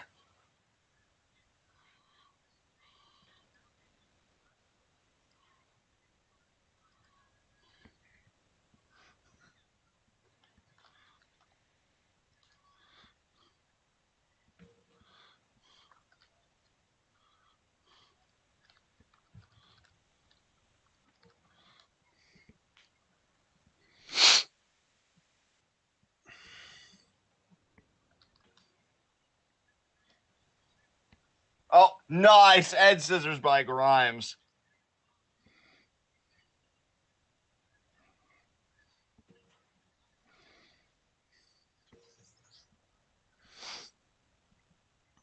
Oh. Nice Enziguri by Grimes. Oh, Grimes ducks off the ropes. There's the power slam, moonsault slam reversal. And Hudson kicks out.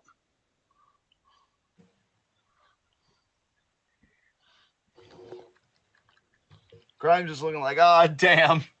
Really wanted that win there.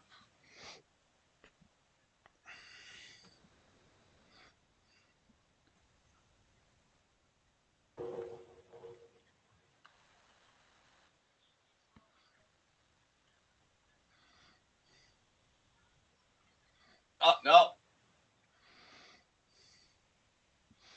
Oh, shit. Hudson lifts Grimes all the way up into power slam position. Spins him out into... Oh, DDT. Grimes DDT'd him. I think Duke might have been going for an STO there, but... Or I guess a Uranagi. But yeah, Grimes with DDT reversal.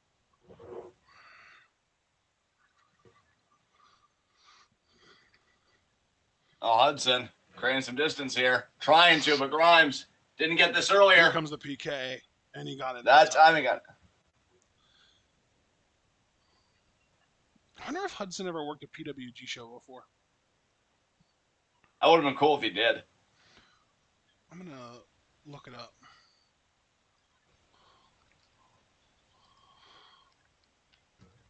Nope.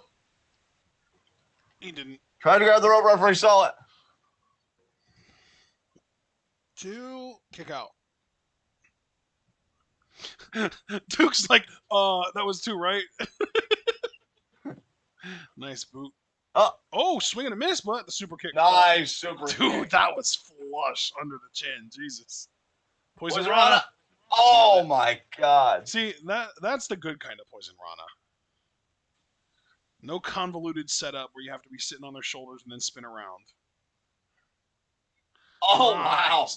Pretty much like a haluba kick there. Kick, yeah, or a Yakuza kick since he's not Sammy. Cross body. Remember when that was Randy Orton's finisher? Yeah. Oh! Kick out.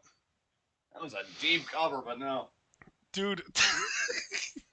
How can you? And I'm not saying this specifically to you because I'm thinking you probably agree with me on this. How can anyone watch this match and not think that both of these motherfuckers are main eventers?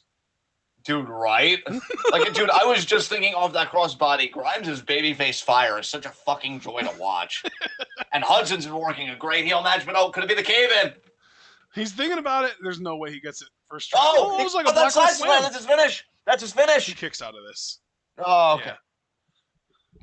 Because he did win, breakout tournament matches with that move. Yeah, he did. Or at least just one breakout. I do remember he did because winds of change, Barrett's in commentary, that kind of thing. You might be able to turn this into a cave-in, Hudson. Dookie chance. Oh man, the crucifixion of Cameron Grimes. Oh, he ran him into the turnbuckle. Roll up. He got the tights. And that's it. Oh, wow.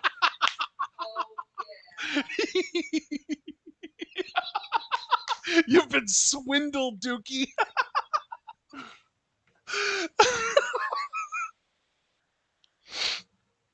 Yeah, it's really poor officiating. I gotta be a little sympathetic to Duke Hudson there. How did you not see that?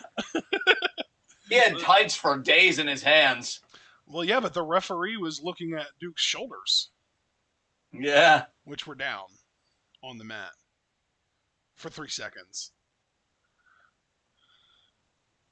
Duke is devastated.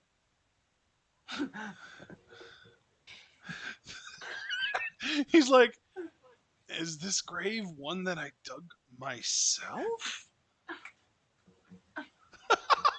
He's going to try and bail.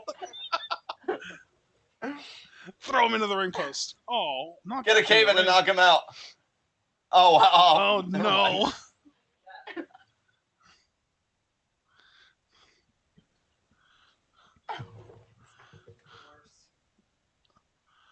Oh my god, is he gonna get shaved anyway? Oh my god. I need a new razor, a new clippers. Oh, God. Oh, the never boot mind. to the face. Here comes a cave in. Oh. There we go, that's it. That knocks him out for the rest of whatever this is. Cameron Grimes. Duke Hudson's about to become a bald bitch. Oh, damn. Shave him bald. Shave him bald. Shave him bald.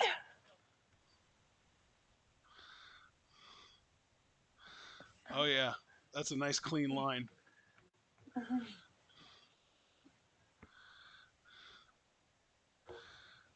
He's realizing what's happening. He's gonna look good bald. Fucking hell. He's covering his head and running away. Like when Attitude Era girls used to get stripped and try and cover themselves up and run away. It's like, oh no, God, you he should borrow Kurt Angle's. He should borrow Kurt Angle's old wig helmet and wear that for a few weeks where he's really comfortable knowing the look. I'm genuinely waiting for a day when somebody loses a hair match and just has their hair look the way that it gets all fucked up by the person shaving their head the first time rather than getting it fixed. Yeah. Not forever, but like for a while.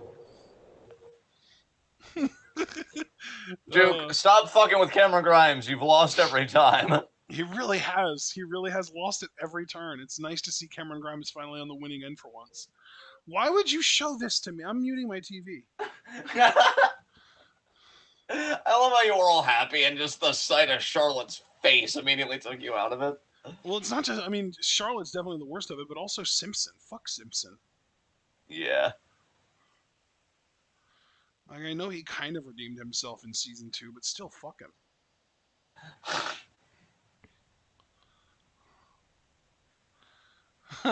Dom in chat, time to go cue ball, Hudson.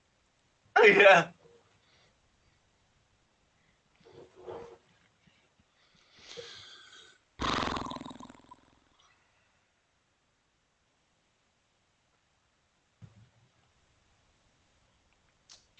Yeah, so far this show really hasn't been bad. I've No. enjoyed it more than I thought I would, and Yeah. that's a big relief, honestly, because I openly said in our preview predictions that I didn't want to do it. And they've So given it's really us nice to know. reasons to tune in on Tuesday because we're going to find out who the guru is for MSK, and there's going to obviously be some kind of follow up regarding O'Reilly and Wagner. Yeah. Wagner, what a dumb bitch. That's practically his gimmick, right? I mean, you called Imperium dumbasses on the Go Home show before this. Look in the fucking mirror. Oh, wait, I forgot. It was way before your time. Look at a fucking Imperium. It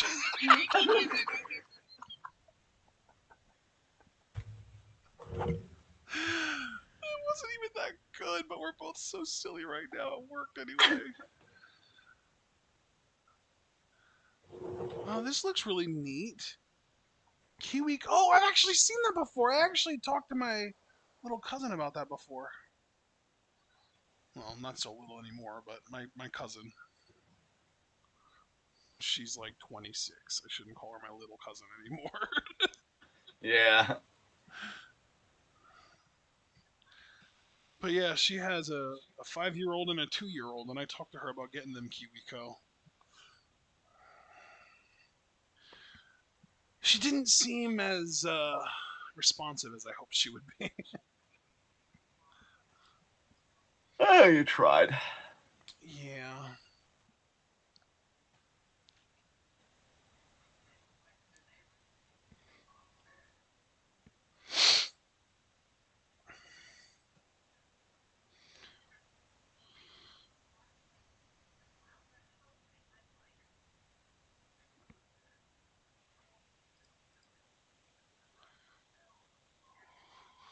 Oh.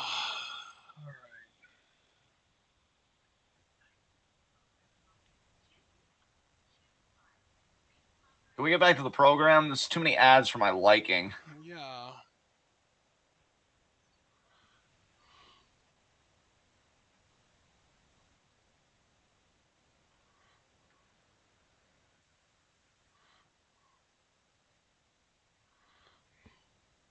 And we're back on Peacock. I think we missed a GYV segment, by the way. That really sucks, actually. Yeah, because I saw them briefly, and then I think it went to an ad. Oh, and yeah, we missed a Draco Anthony vignette as well. I doubt he said anything different if he did. Just have to catch up some other way. What the fuck? Oh, is this? Is that This is just an Mandy? NXT advert. Yeah, it was Mandy. What the fuck? Is this advertising the next takeover or what? Oh, New Year's Evil, Tuesday, January 4th. Oh, it's okay. It's an NXT special mini event. Oh, Okay. another New Year's Evil. We're doing that every year now, I guess, until they decide to get Better serious. than the fucking recaps. Yeah, I will absolutely take that over. Hey, you remember when this happened and this happened? And that? Yeah, yeah. I was there. I was kind of hoping for new stuff to happen.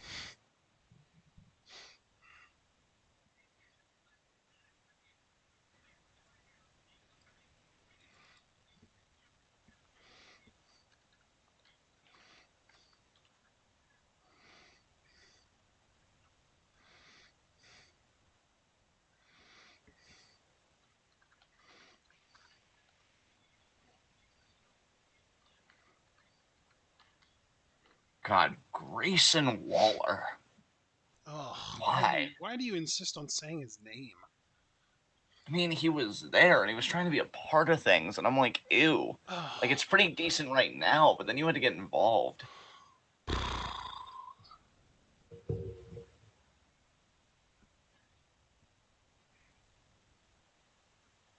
Okay, here we go. Getting ready for Gacy Roderick. I like how he has these like intercut images of people being depressed because clearly they're depressed because the Cruiserweight Championship makes me feel excluded. I'm gonna. Never mind. I'm not gonna say it.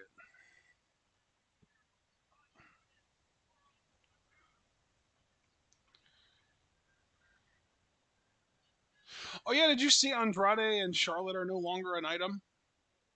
Yeah, I heard about that for a little bit now, and it just felt so sudden. Does anybody know any particulars of the situation? Because I really didn't Yeah. want to comment until we had So more the details. article that I read, apparently it was not amicable. She broke up with him. Oh, interesting. Yeah.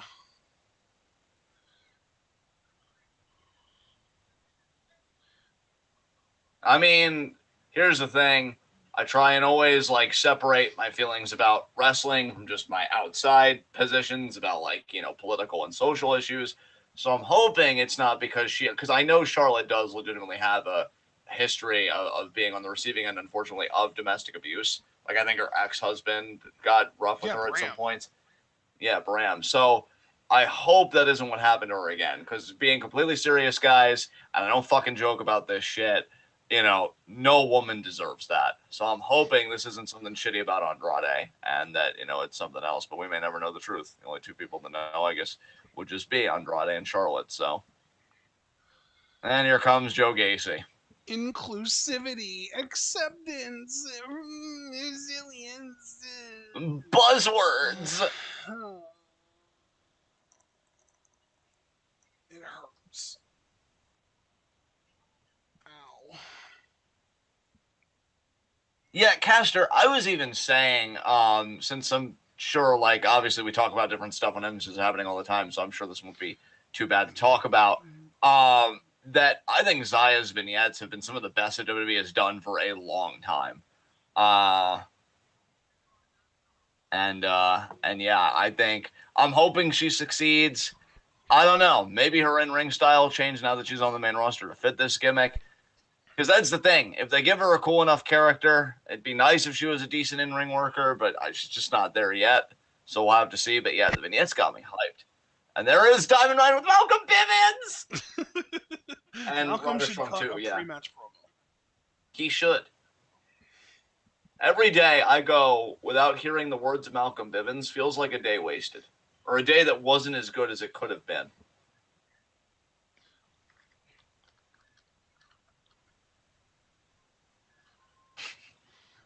Get the fucking camera off Gacy when yeah. Now you're focusing too much on Roderick. I swear to God, these camera people have no fucking clue what priorities are.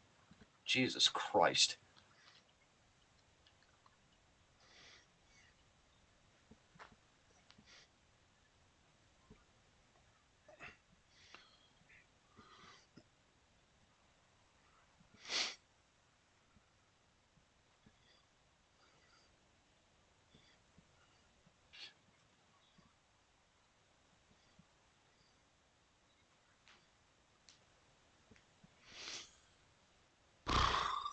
Oh boy.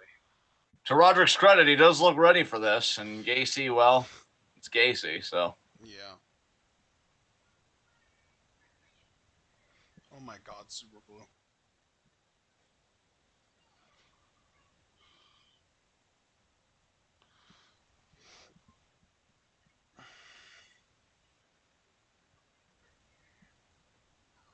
Roderick is so amped. Yeah, I'm the fucking best. That referee looks so puny. You know what? That's a good thing. That makes the competitors look more tall and beastly and manly. I hope that referee's finals went well before winter break. All right, now he's got Gacy in the corner. Is that a joke because he's the senior referee? I mean, I wasn't even thinking about it that way. He just looks young as shit in the face to me. Like, I look older than he does. Oh.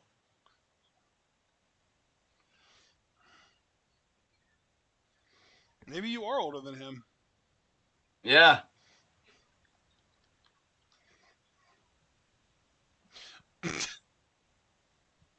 I know this is kind of hard to believe, but when fucking QAnon referee Drake signed with WWE and started reffing for them, he was only like 29, 28 years old. Oh, wow, that's wild.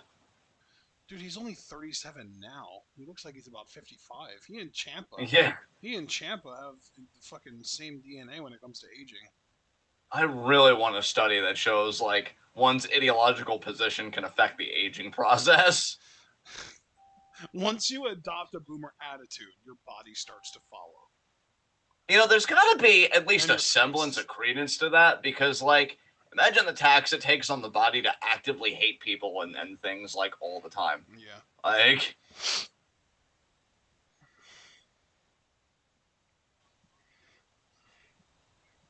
he's like, no, I want to resolve this conflict another way. I'm yawning already. Yeah, definitely the lull of the show.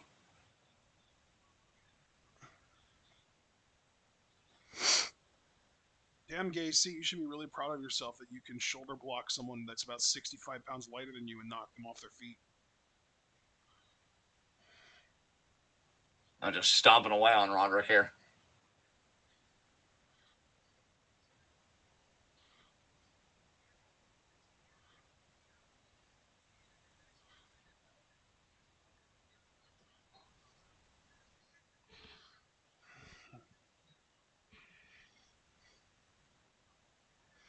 Oh, Roderick, chop.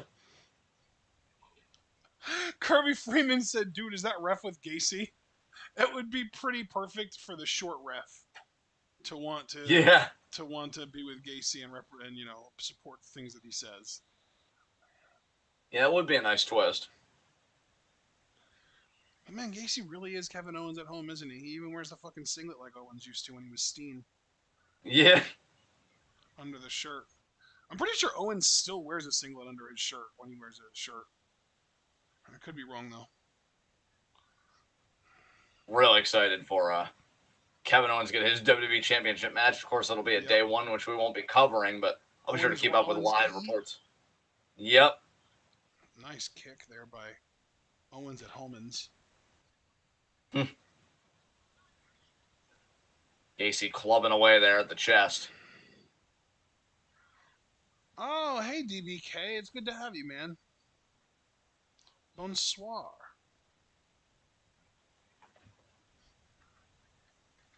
Forearm there.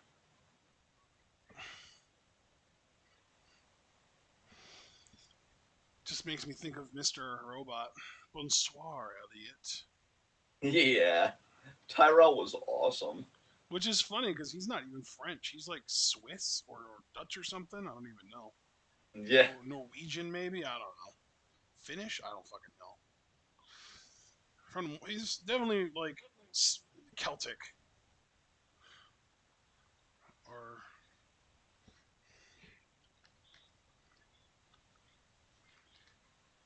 Nordic. That's the word, Nordic. He's definitely Nordic.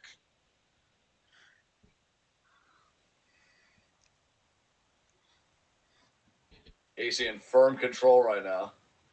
Kirby Freeman did read that WWE were going to hire smaller refs to make the wrestlers seem larger. Well, it's working. I think we all know that Roderick Strong's 5'11", though, so the illusion's a little broken there. Yeah.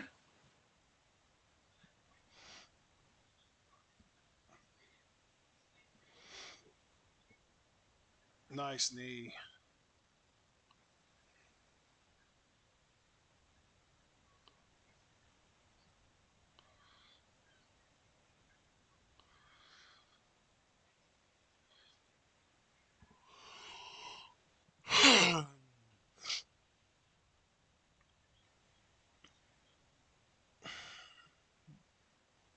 Nice. Oh. Man, respect to Roderick for nothing else, but like his staying power in this fucking business and for him to have the work rate he has had for as long as he's had it. And my God. Like, I feel like if Roderick was a good promo, he might have been a top star. But not a lot of EXP in the talking department.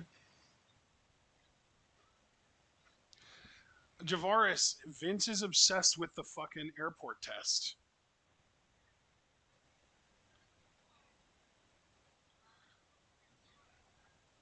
Damn. Olympic Slam? Roderick is a fucking workhorse and a half, man. I swear to God. Yeah, man, I'm saying. Like, if any member of the Undisputed Era can make it on the main roster, other than Adam Cole, because obviously he could have if he wanted to, but he wanted to keep his Twitch channel instead, and good for him. But if anyone else could make it on the main roster, it is Roderick, just by being a fucking workhorse and putting everyone else over. Yeah.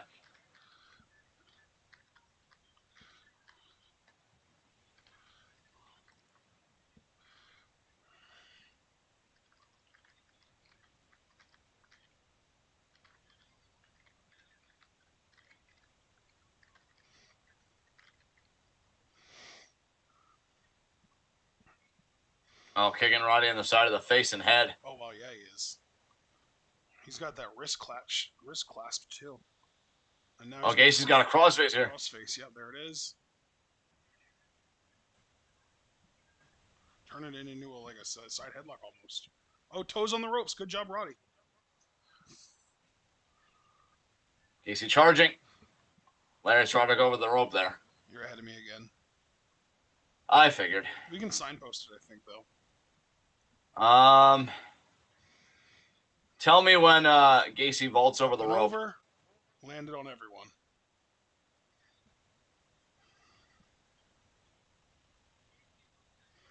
Gacy got strong back in the ring. Yeah, I think we're perfectly even. Now look at that. The signpost worked. Hooray. Oh, Ivy Nile looking to start something. From Ivy Nile, but yeah, I was just going to say, Harland, I think is his name, was right behind her. He's just lifting her up in the air, rendering her helpless, because clearly that's a thing that a leftist would do. Fucking creepers. Oh, I mean, to be fair, that knee is how he's been beating the bigger guys. This might be the beginning of the end for Roderick, actually. That's that it. Wrench. Is that his finisher? No, he kicked. Well, he did. He did win one match in the Inclusivity Invitational with that power bomb, and so I thought with like the extra oomph and everything, that would have been it. There's the knee.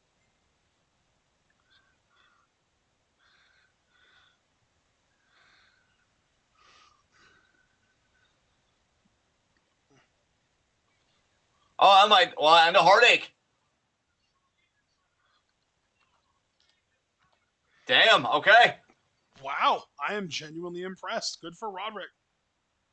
Yeah, honestly, even though this was the lull of the show, I'll still give it a pass because it had the right outcome. This makes Diamond Mine, it keeps their momentum. You know, if there's one out here for Gacy, he can claim that Roderick had his whole band of his whole faction out at ringside, and he only had Harland. So they should have another match with nobody at ringside, everyone barred from ringside. Absolutely. Or if they just want to skip all that nonsense, this is the second heavyweight that Roderick's beaten, because he beat Odyssey Jones after that knee. Let him just introduce the Openweight Championship, because then it would at least feel more authentic. That's a really good point. You're absolutely right. Roderick can beat heavyweights, so why not make it an Openweight title? Yeah.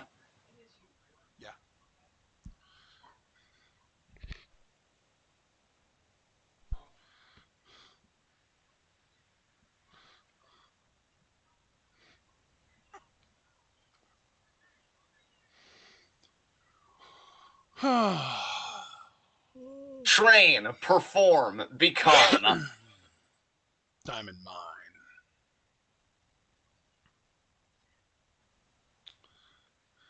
I swear to God, Brutus Creed reminds me of a character that would have been in one of the really late American Pie sequels, like Beta House and the Naked Mile and shit.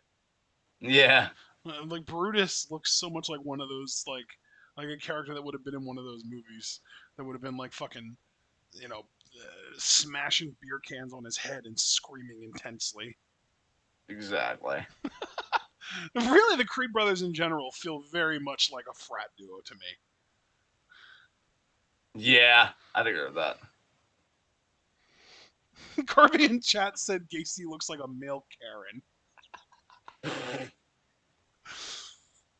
He does talk like one too, yeah, no doubt.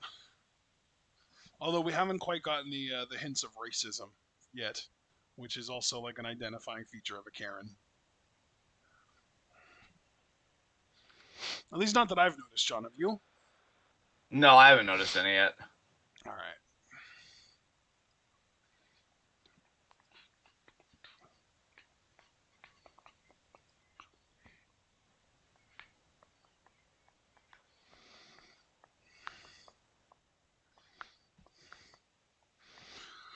Samsung Galaxy Tab S7 FE. Don't you love these long, complicated names, John? Aren't they the fucking best? It's alright. Wow. Okay. I just don't even know what to say to that. You gave me nothing to work with. Yeah. I mean, if your goal was to shut down that entire conversation, congratulations, it worked. I'm fucking great.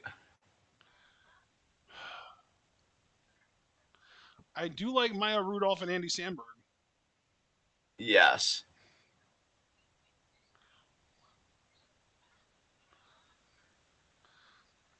Oh, it's a Peacock original. I might have to check that out. Shit. We both have it now, right? Yeah, it's true.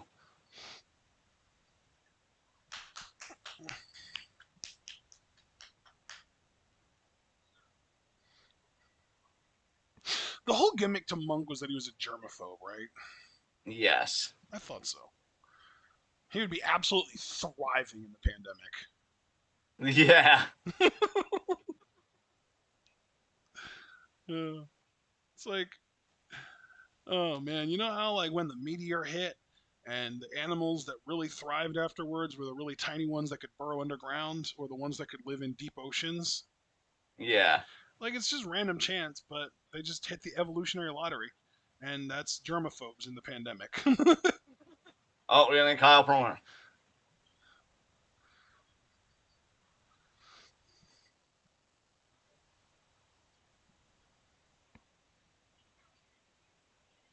That's pretty damn stupid.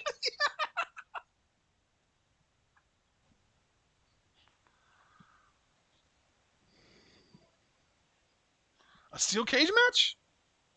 Yeah. Nice. Mackenzie's Kyle, like, really gonna put Von Wagner over on the way out. I love how Mackenzie had that look like, are you sure, Kyle? Oh, this is interesting. And speaking of war games, here's our main event: Team 2.0 versus Team Black and Gold. Yep. Now, if they follow the same format as the women's war games match, the quote unquote heel team, which is 2.0, which makes no goddamn sense, will send out Braun Breaker first, while the babyface team would send out, I'm assuming LA Knight first? Maybe Peter Dune? Yeah.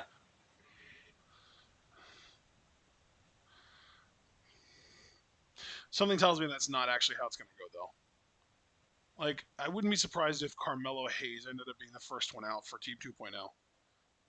Just Yeah, because maybe he's. Carmelo and Johnny would start out and kind of pick up their issues. I just think of it as like Carmelo is like the designated small guy, so it's kind of assumed in kayfabe that he has the longest running engine, you know? Yeah. And God knows you don't want Tony D'Angelo working a fucking 25-minute match. No. He should be last, honestly. D'Angelo should be the last one out. Or I guess second last, since someone on the heel or the on Team Black and Gold is going to come out after the last person on Team 2.0. Oh God, I fucking hate LA Knight. His entire diction just makes me want to fucking puke. Yeah. Oh, Kirby said Carmelo's starting. He said it on the pre-show. Oh, cool.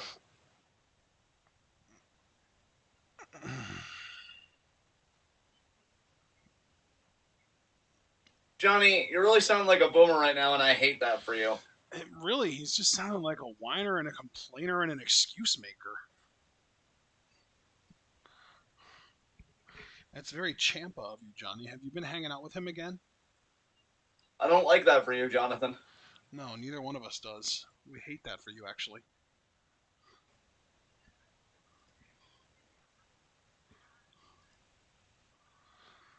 That's right, Carmelo. Talk your talk. Yeah, he's so cool.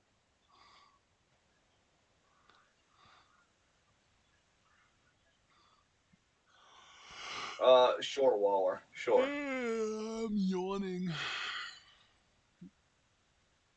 I should probably like get better sleep, right?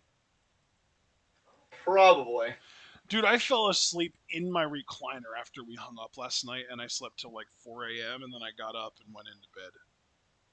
Oh, nice. Actually, that's not even true. I ended up like waking up enough that I was on the computer for another couple hours, and I went into bed around like 6:30, 7 o'clock. Jesus. Yeah,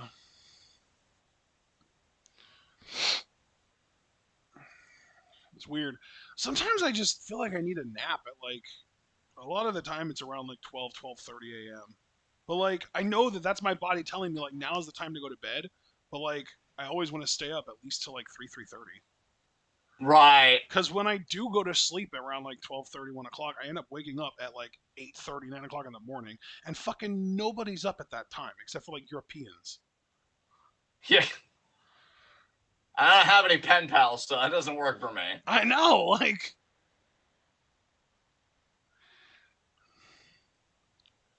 Well, here comes Bronathan.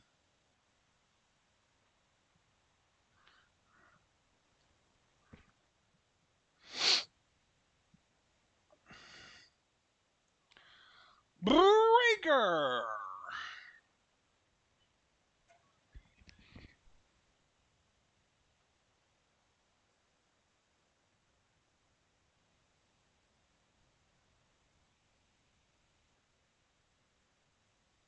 Ew.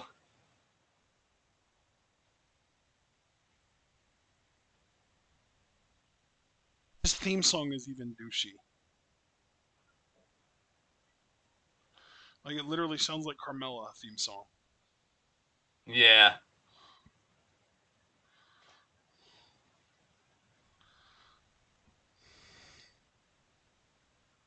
Oh, God.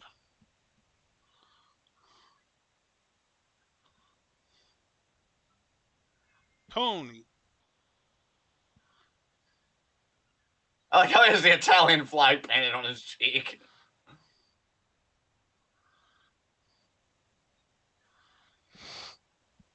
And here comes Mello.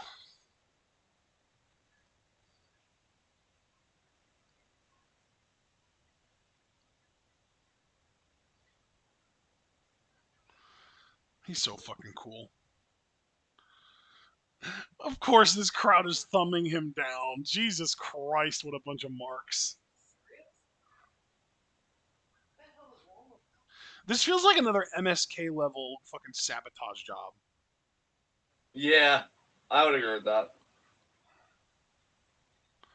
Like, I wonder if Carmelo Hayes at some point said something about Izzy's parents letting her train to wrestle at 13. Or just had any correct take that these backwoods fucking losers didn't agree with. Yeah. I hate lumping them all in with that group because Abel is also Floridian, but yeah. We can just say Abel's the exception. No, I know many wonderful people from Florida, and I myself refer affectionately to my household as backwoods to the future because we live in a very rural area and shit, and also just a generally very conservative area. But yeah, this arena sucks ass. You need to get these takeovers the fuck out of here. I like how Super Blue's like Mello as a heel. Meanwhile, earlier in the night, there were literally chants for both Gigi, who's also a heel, and Mandy, who's the heel world champion in her division. Yeah. But it's okay to boo Mello because he's a heel, even though this crowd clearly doesn't give a fuck.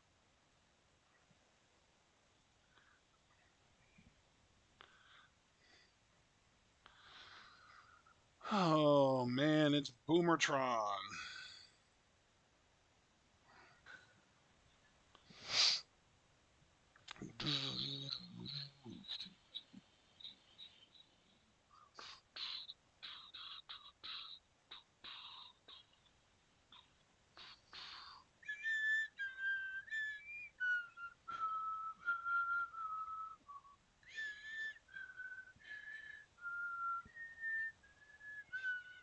Here Oh comes Peter God. Dune.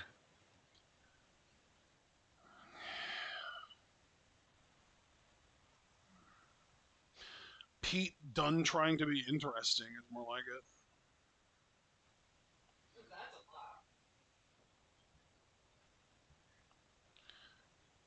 When was the last time he tried, John? I don't even remember, dude. Maybe like 2018 when he was teaming up with Millie McKenzie and the Bruiserweights. That sounds about right. Yeah, it's been a long time. It's just been a fucking slog. He's been done trying for such a long time. Yeah. Oh, fuck. Well, we were right about Gargano starting against Mello at least. Yeah. Oh my god, this fucking scrub.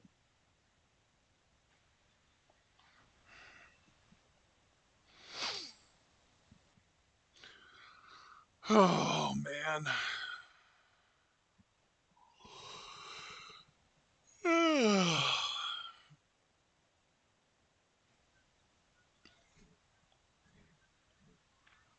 Oh, good stretch, good stretch. All right, let's get the fucking work rate up in here. It's very rare that a wrestler shows up in a promotion and within weeks, if not months, feels like they were a missing ingredient to make the promotion special. And yet I feel like Carmelo Hayes is exactly that.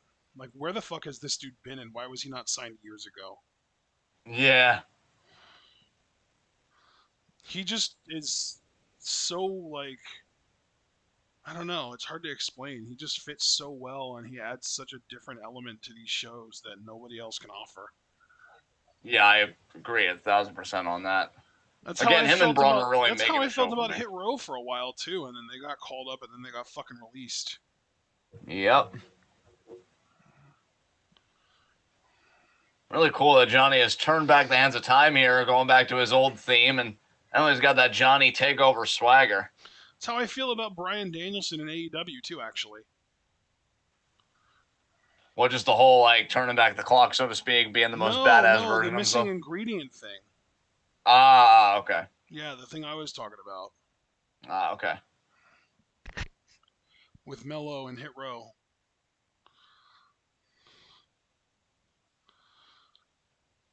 Johnny Gargano has never been in a War Games match before, but tonight he's going to be in it from beginning to end. Yep. Good for him. Especially because this is probably, if not his last match in NXT, at the very least his last takeover. Yeah.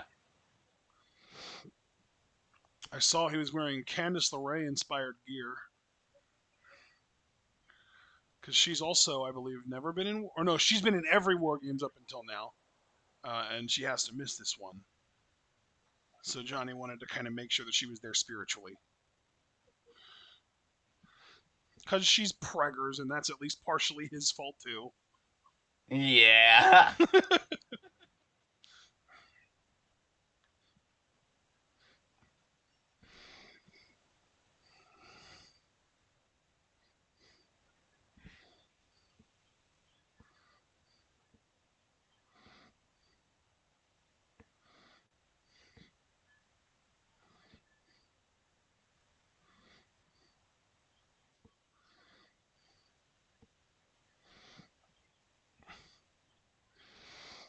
Hammerlock, Johnny War spinning Games him chance. around. That's cool.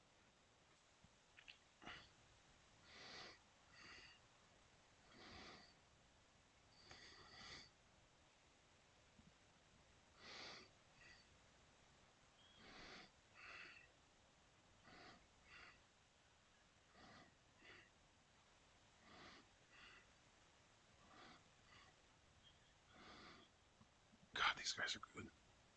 Oh my god. That bridge is immaculate.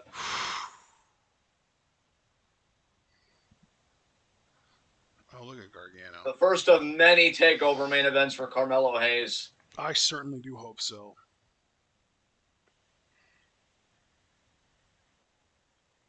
And really, you could say that he is the main event because, like Johnny Gargano, and you said this about him only a few moments ago, he's in this War Games match from beginning to end. Yep. What a beast.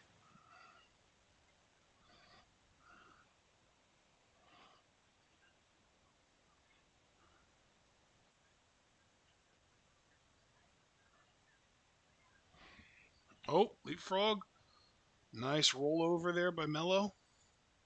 Arm drag attempt into an arm drag by Gargano. Actually, it was a hip toss attempt by Mello. Oh, Gargano off the ropes. Mellow springboard arm drag. Very That was nice. fantastic. Got some lucha libre going on here in this match already. We got a lot of that from Gigi Dolan in the previous War Games match. Another arm drag from Gargano and the gotcha kick. Very, very swift.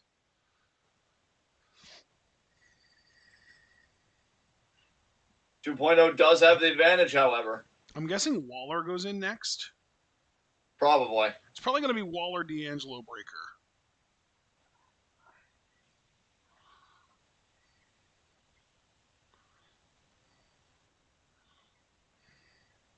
Nice form by Gargano. And for the Team Black and Gold, guessing it's going to be. Really, it would make sense if Ciampa came out next. I would say, like, if I was in control, I would want DIY to be in there together as quickly as possible, you know? Yeah, for sure. Because then you get the reunion, to last for as long as possible. And that's, like, probably one of the biggest advantages you're going to have is just having a literal tag team with experience tagging together. Dude, Mello is so fucking good. What? Nice slingshot spear by Johnny.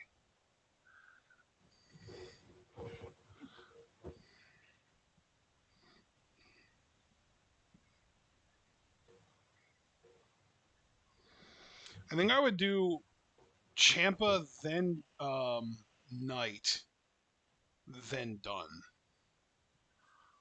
I would have Dunn kind of act like the cleaner. Yeah. Beautiful by Carmelo. Jesus. He is a special talent.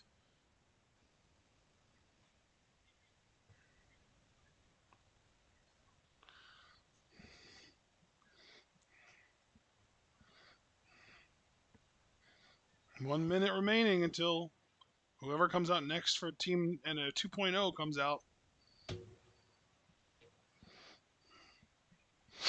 Revel wants to know how this war of attrition is going for us.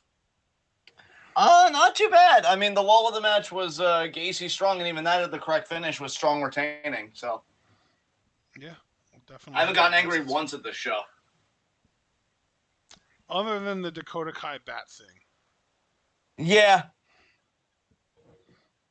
But honestly, I laughed at that more than anything. I feel like you got, more upset, rightfully so, by that than I did. Oh my god. The whole cage is getting moved around. That's a powerful face. Oh wow, the sunset flip powerbomb. Sunset bomb! 4, 3, 2, 1, and who is it? I'm guessing Waller. It is Waller, okay. He got in real quick. Some speed. Yeah, he did.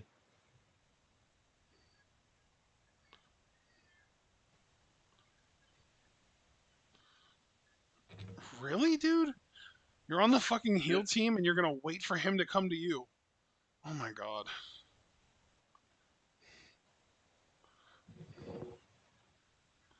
Wow. Imagine being so fucking inept at how wrestling works that you cost your team their own advantage. DDT. No, at least he held on there. Vertical suplex. Good job by Waller. Why is this dude wrestling in boxing shorts is my question. I don't know. He's not exists. A boxer. That's enough of a problem. He's not a boxer. He probably doesn't even know how to box. You could put him against an amateur boxer. Put him against Corbin or Barrett, and he'd probably get his ass knocked out.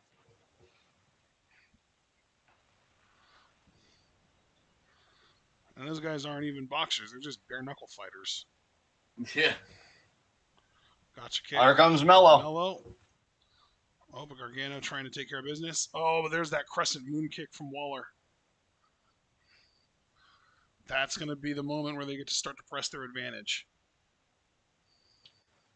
Dude, I'm telling you, the moment here is legitimately Ciampa. That's the moment here. Yeah. Like, if they really want to go for the best moment, it's got to be Ciampa here at number 2. Oh, mocking Oh, PCS here. dude, they're even hinting at it. What? He moved. Okay, good. Good, Preserve because the Waller's knee looked like shit. yeah. Preserve the sanctity of that move in this match, so that when Gargano and Ciampa hit it, it means more.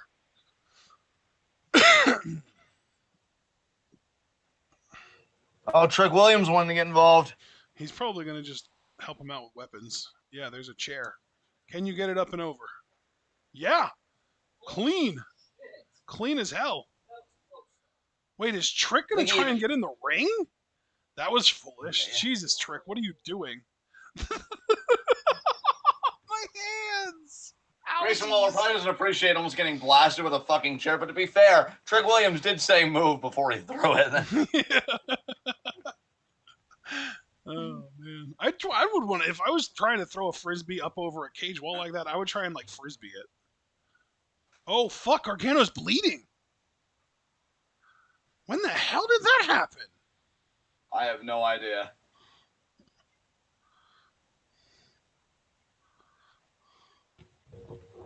Jesus Christ, Johnny. Hope he doesn't have like a broken nose, but it wouldn't surprise me if he did. I mean, Wade just said he might have a broken nose, so it's funny you say that. Oh, did he? I didn't hear that. Yeah. Here we go. 2-1. I bet it's done. It is done. It's fucking done. God damn it. What a waste. Were Dunn and Gargano tag team partners at one point? No. I didn't think so. Dunn's just been, he's just worked with so many people as a tag team partner. I mean, I would have to think that with Dunn in, they should get D'Angelo in here, but oh wow.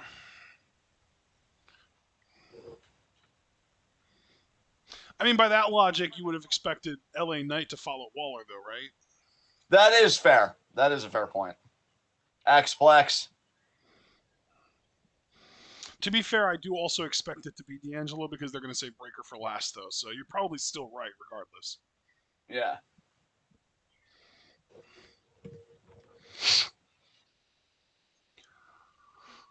Piece of Kevin. Do it. Yeah.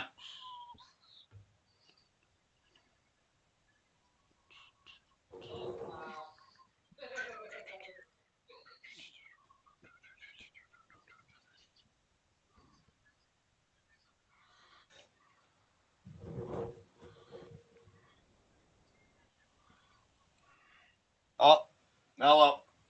Striking, beat done right back. Nope. German.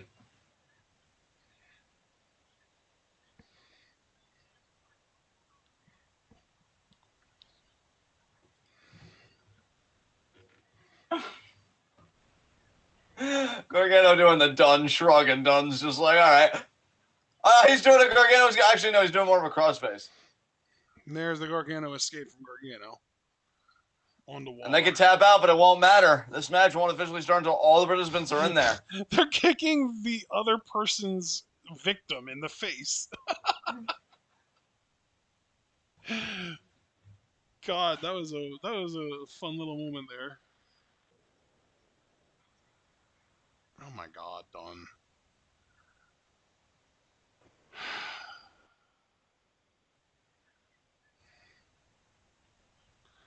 Dunn's finger bullshit is so goddamn annoying sometimes. Oh.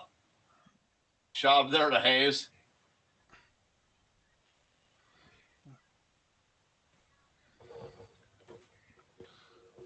Oh my God, Carmelo. You know, Javaris, I gotta tell you, I don't think I dislike Pete Dunne as a person. I think he seems like a pretty cool guy. He's one of the very few people who not only wasn't named in Speaking Out, but actively like spoke out against the people who were named in Speaking Out. Like spoke out, like talking about how much of a piece of shit they are and stuff. He's just so fucking boring. Like his personality is boring. His wrestling for the most part is boring. He's got really, really good psychology, but he also just does stupid, boring shit like the finger manipulation garbage. I hate that shit. Here comes D'Angelo. Oh man, to do what? Get kendo sticks to start. Oh, what the fuck? Oh, A table? There's no Trick way. Williams gonna try and get this table in here. I mean, the women got it in.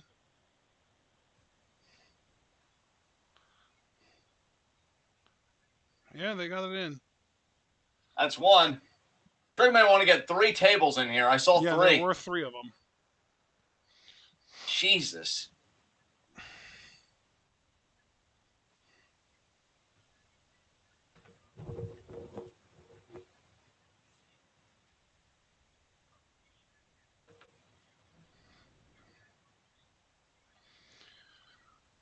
Oh man. So now LA Knight probably comes out next. Yes. Trash can lids. Damn, they are really going all out with these weapons. Fucking crutches. Trick is just the MVP right now. He's Wait, what's getting under everything. there? Is that Dexter Loomis? Yep. There he is. Yes, my man. No, Indies man. I'll tell you, if Johnny's on the way out, Loomis Thumbs up. better be the fucking one to beat Thumbs Carl up. Knives in the title.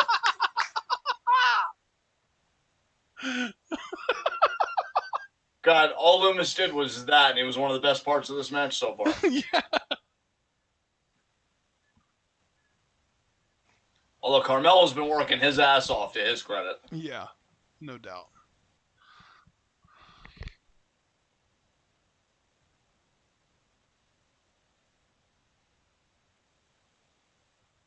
What, is he trying to lock the rest of the NXT team out of the matchup? But Braun Breaker isn't even in this thing yet, you fucking idiot. What the hell?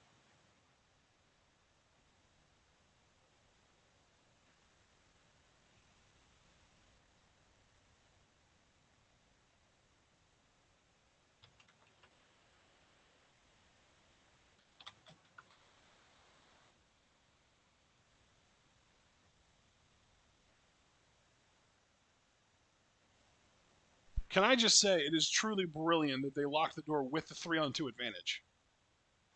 Yeah, but like, how's Braun supposed to get in there now? They don't need Braun to get in there. They can win the match as long as all 8 dudes have exited their cages. They can win the match 3-on-2. I guess so. The biggest thing is that they're preventing Knight and Ciampa from getting in there. And you know, even if they want to try and beat up Braun on the outside, it doesn't matter if they can't pin him.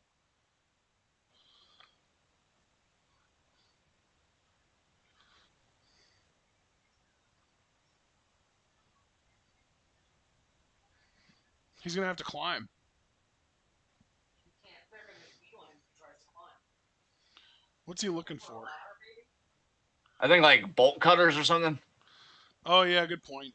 That would defeat the entire purpose of the chain. Is he just gonna climb up and enter that way? Yeah, he's gonna have to. Maybe Ciampa will do the same, and then Braun will have that show of strength where he actually breaks the chain off the door. Well, Braun's coming out next.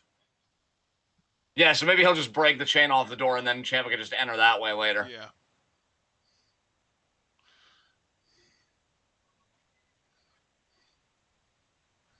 God, he sucks.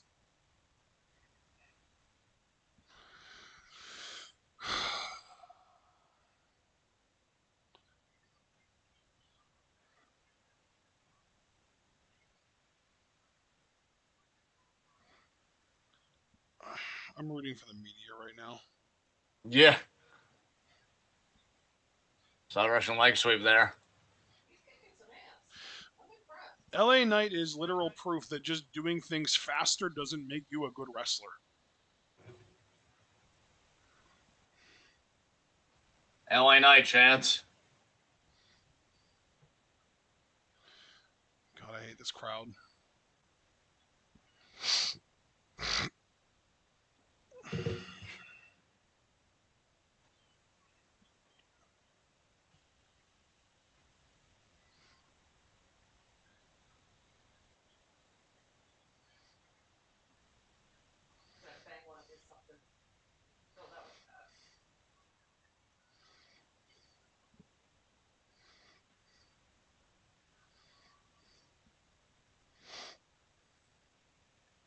The hell's Dunn gonna do? Drop kick. Oh yeah, Dunn and Gargano both.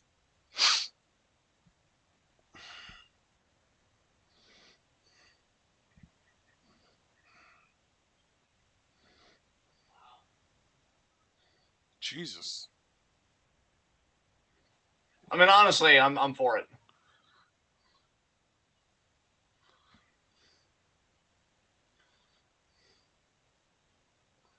Oh my god.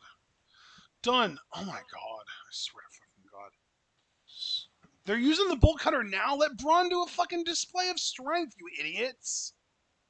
I don't think that's happening, bud. That is so stupid. Although it still might if they can't get it to work, because I never actually saw it successfully cut out.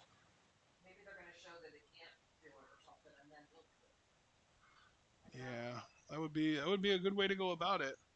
Yeah, because you can see that one ref's totally puny. He can't do it. Oh, Jesus Christ. Wow, Pete, you really are working over that hand. When are you going to actually try and win off of it? Well, I mean, technically he can't yet, so. I know that he can't yet, but like, I just hate that so much. Man, wasn't your beef with D'Angelo? And I feel like you've been giving it to Waller so much worse. True. Yeah, I think he just forgot about Tony. I mean, he called you Petey Poppins. I mean. Yeah, but that's like the extent of it. Like, I don't know. Here comes Braun. And he cost him the North American Championship in that triple threat. Fucking do it, Braun. Do it.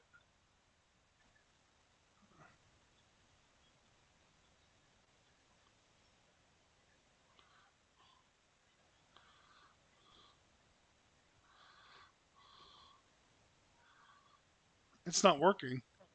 Braun can't even get it to fucking work. Use your hands! There we go. I don't know how he did it, but he did it. He's definitely a Steiner. Belly to belly. Lariat.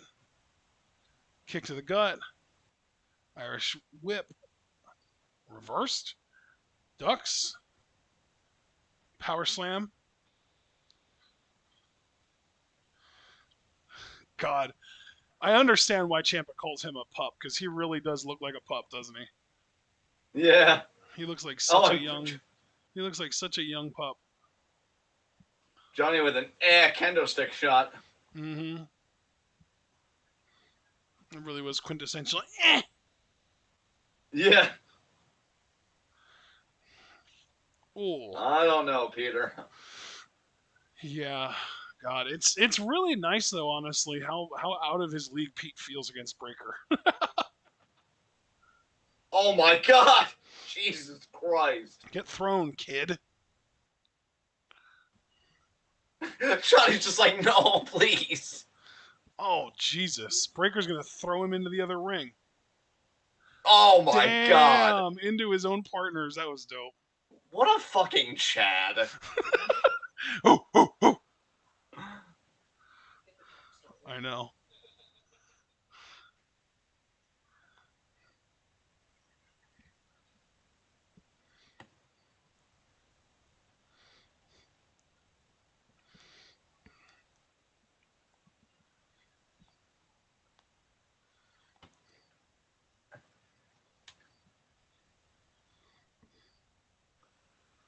Ciampa now just waiting for his turn. Of course, Tommy.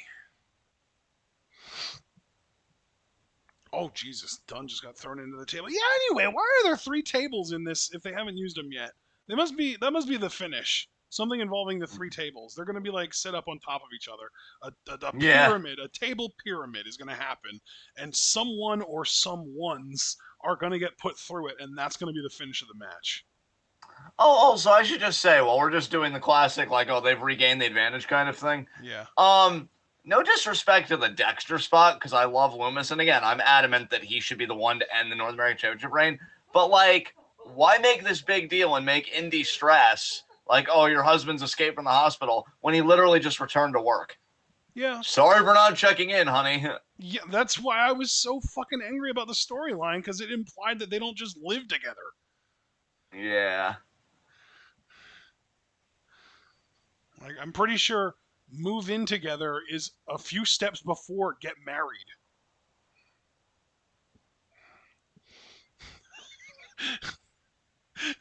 I love how that trash can lid flopped around while Champ was trying to get rid of it. Yeah. That was genuinely funny. Oh, Jesus.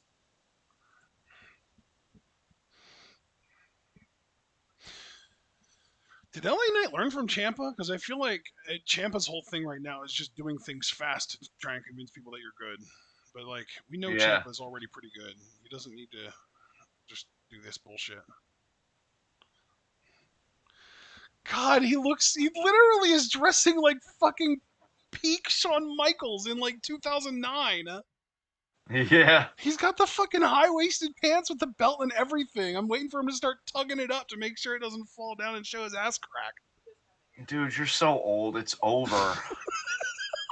He's 35! Oh no! Keith Lee's beard is almost entirely white right now, and he still looks younger than Tommaso Ciampa, despite being older than Tommaso Ciampa. That's what happens when you're the epitome of fucking excellence. Oh, how it all started, a crutch to the back. Yep. Oh my god. DIY chance. Oh my god. Remember that time I betrayed you and violated your sense of trust? Yeah. Remember that time when Andrade got like 3 wins in a row over on Gargano because Zelina Vega kept bringing up the fucking DIY shirts? Yeah. That was like literally what got Andrade into the world title picture and allowed him to win the thing. Oh, God. That was so money.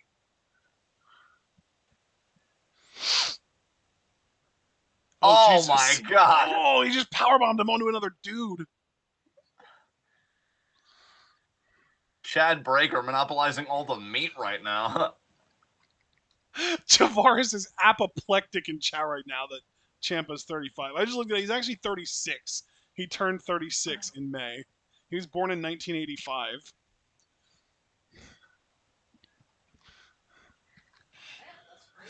You do. Yeah, meanwhile, Keith Lee turned 37 in November. So I was right about Ciampa being younger than Keith Lee, even though he looks older. Even though he looks older, which is also in spite of Keith Lee's beard being entirely white. And he apparently started getting white in his beard when he was 16 years old. And Trick Williams saying to Pete Dunne, and you look 40. Yeah, 2.0. Well, They're Dunn talking is what, this shit. 28? Yeah, I think so. Yeah. Yes, Javaris, yes. We fully agree with you on that sentiment.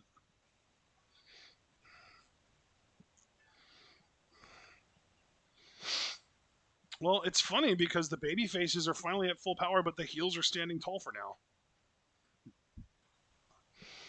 Until we get the epic 4-on-4 face-off because the heels get cocky. Yeah, I'm looking for them to kind of speed this up. I am starting to get a little hungry here. So, I don't know, Black and Gold. Maybe not suck. I mean, you've been doing great, Johnny. All 4 of them are between the rings right now, and they're kind of giving each other that look.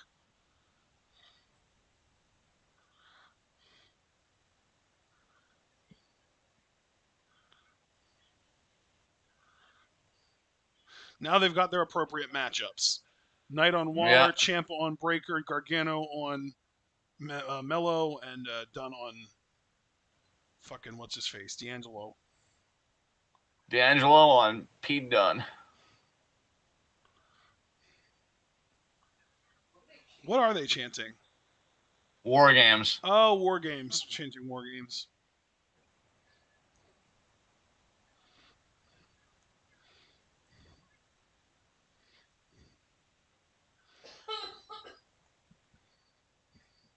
Now they're chanting Black and Gold.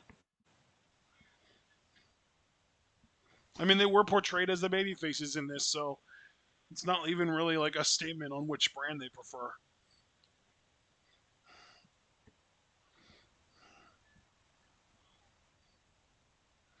Gargano getting some in on Braun.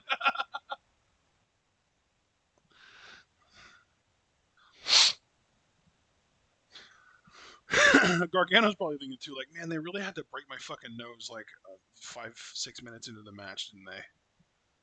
Yeah. I'm surprised you can see. I don't know if it's you. I don't know if it's smart for you to pair up with Braun Breaker. I remember he beat you in his debut matchup, That is true. He did. and then you got pinned again in the same night for that NXT Championship Fatal 4-Way. By Ciampa. Yeah.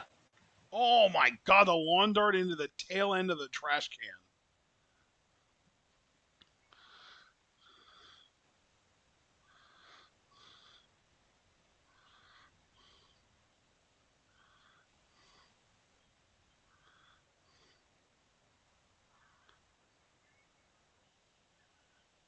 Oh, Ciampa. Wonder if he's thinking like an air raid crash through the table. He Yep. is. Oh, but Tony D'Angelo right in the ass. Oh. Ciampa's like, I think I'll lay down right here, guys. I'm out for a while. Oh, Nobody my bother me. rheumatoid arthritis. Nobody bother me. What the hell? LA Knight. Oh, Jesus. Wow. Oh, Christ. That people be back down on his head then. Did you see that? No. Oh, Holy shit chance. yeah.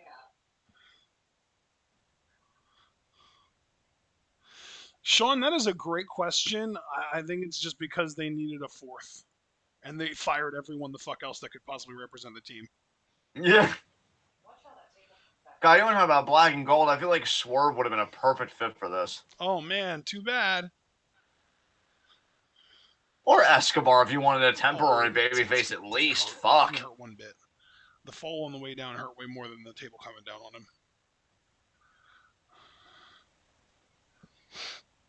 Come on, Carmelo, fight this off. Yeah, fight the 2-on-1. Oh, here's D'Angelo and Breaker. Tower of Doom. Tower of Doom.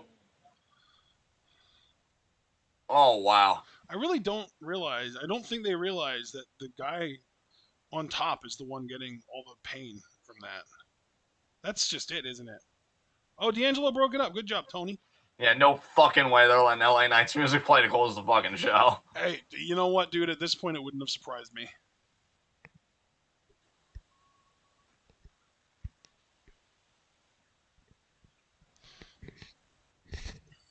Yeah, like I said, I'm convinced Breaker's pinning Ciampa for the win here for their team.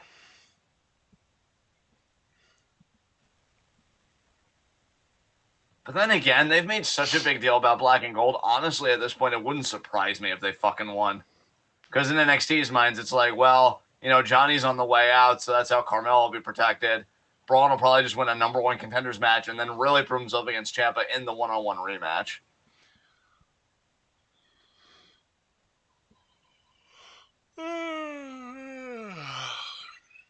They really Yeah, let mood. LA Knight throw Braun into the cage. Oh, and now he's slamming him into it.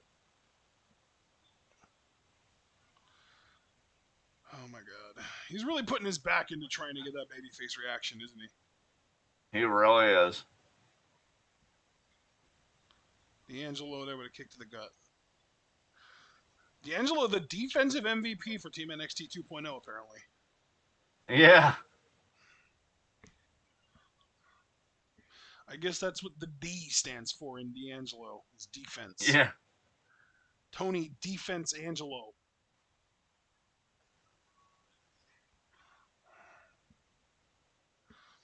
Oh, God. What is Braun going for here? I was hoping for a spike pile driver, but Ciampa had other ideas. Ciampa. Oh, my God. Can you imagine if they let Braun use the screwdriver? That'd be fucking wild. That would be the coolest thing ever, I swear to God. He really wants to hit a big air raid crash on someone, man. He doesn't care who. And here it goes onto the trash can, and he nailed it. He's really going for a pin? 2 count. Breaker showing his toughness by actually kicking out.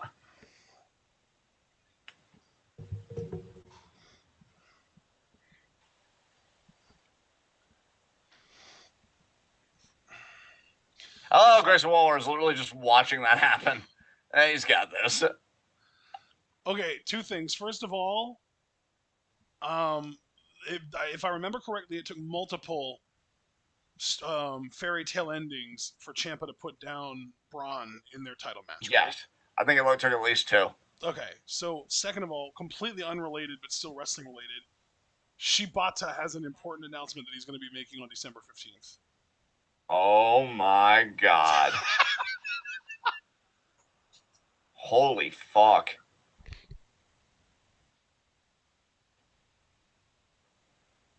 Returning on one of the nights of Wrestle Kingdom to a full-time status. Who even fucking knows? What is this going to be now? I mean, it's Waller, so probably a fucking, whatever. Lame-ass elbow drop onto LA Knight. Have they gone through all 3 tables, or is there one left? I think there's one left. D'Angelo is pinning. Okay. Yeah, Dunn saved it. Wow. D'Angelo and Dunn, the 2 guys whose names start with D, have been the defensive MVPs for their respective teams. C-O-N Spiracy. Javaris just said, "Oh my garf."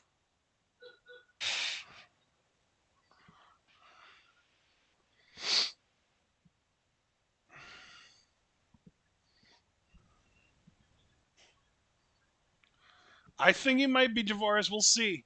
He's got this big announcement on the 15th. That's in, 10 days? Which really is in, 9.5 days. Really, I say again. Days at this point. I say again, if he's returning, like going all in, you have him win the G1 Climax 2022. I don't give a fuck. Melo, use it as a shield, not a weapon, you fool! It's his first War Games, man. He's just learning as he goes. He had a perfectly functional shield, and the other guy had a sword, and he threw his shield at the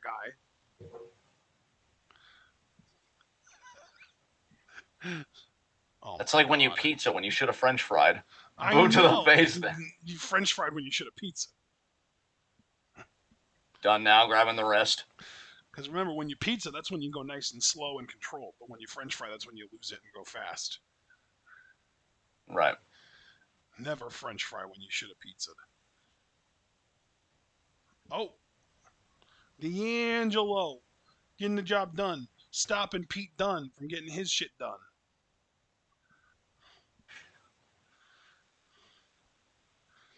Honestly, the most fun thing about Tony D'Angelo is the accent that I get to do whenever he's on screen. Oh, he just took the mouth guard out. He's keeping that. He knows the guy. What the hell? Sell it on eBay later? Yeah, maybe. Whatever you're about to do. Don't. Oh, God. Okay, it's like a crowbar and everything. That actually wasn't too bad. Looked fine. Neck breaker, almost like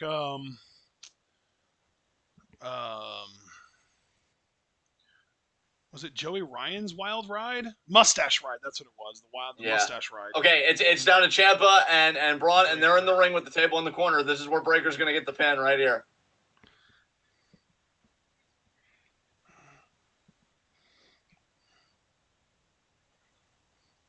Double lariats, Jesus.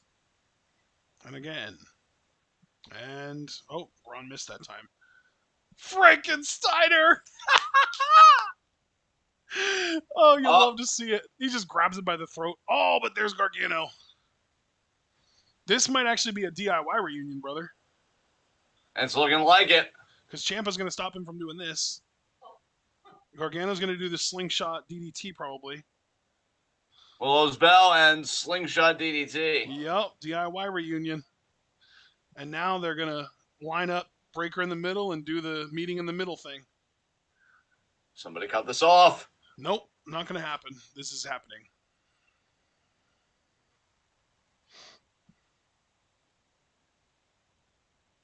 And there it is. Pick out, Braun. Yeah, it won't get the 3 count, I don't think. Yep, got pulled away. Good job, Mello. MVP Mello. Mellow VP. Mello saying, "Eat my ass." Oh shit. Eat my whole ass. Oh yeah, uppercut that dick. Perfectly legal in a match like this. Shut up, audience. He was in the right. I feel like someone else is going to just do it to Mello now. Maybe even Gargano himself. Wait, what the hell? Oh, the knee to the Oh back of the head. Jesus.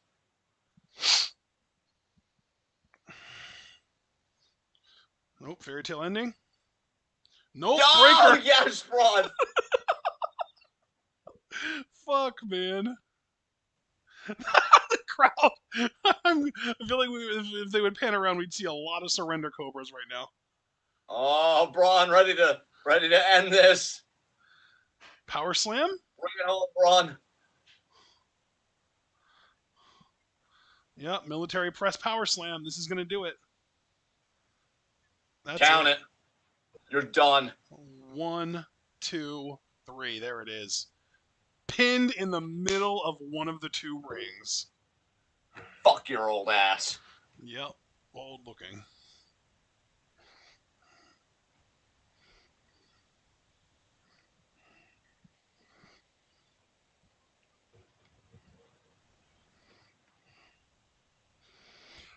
That was pretty much the most obvious result in a takeover in a long time, in my opinion. Yeah.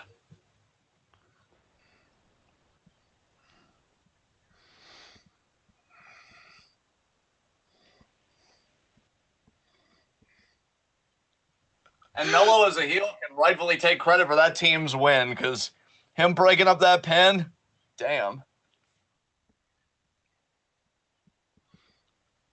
He didn't even have to break up the pin. He pulled the referee away, man. I love that's always such a sly move in my opinion. Like, why waste all the energy required to jump on top of a pin when you could just yank the tiny little 110-pound referee away? Yeah.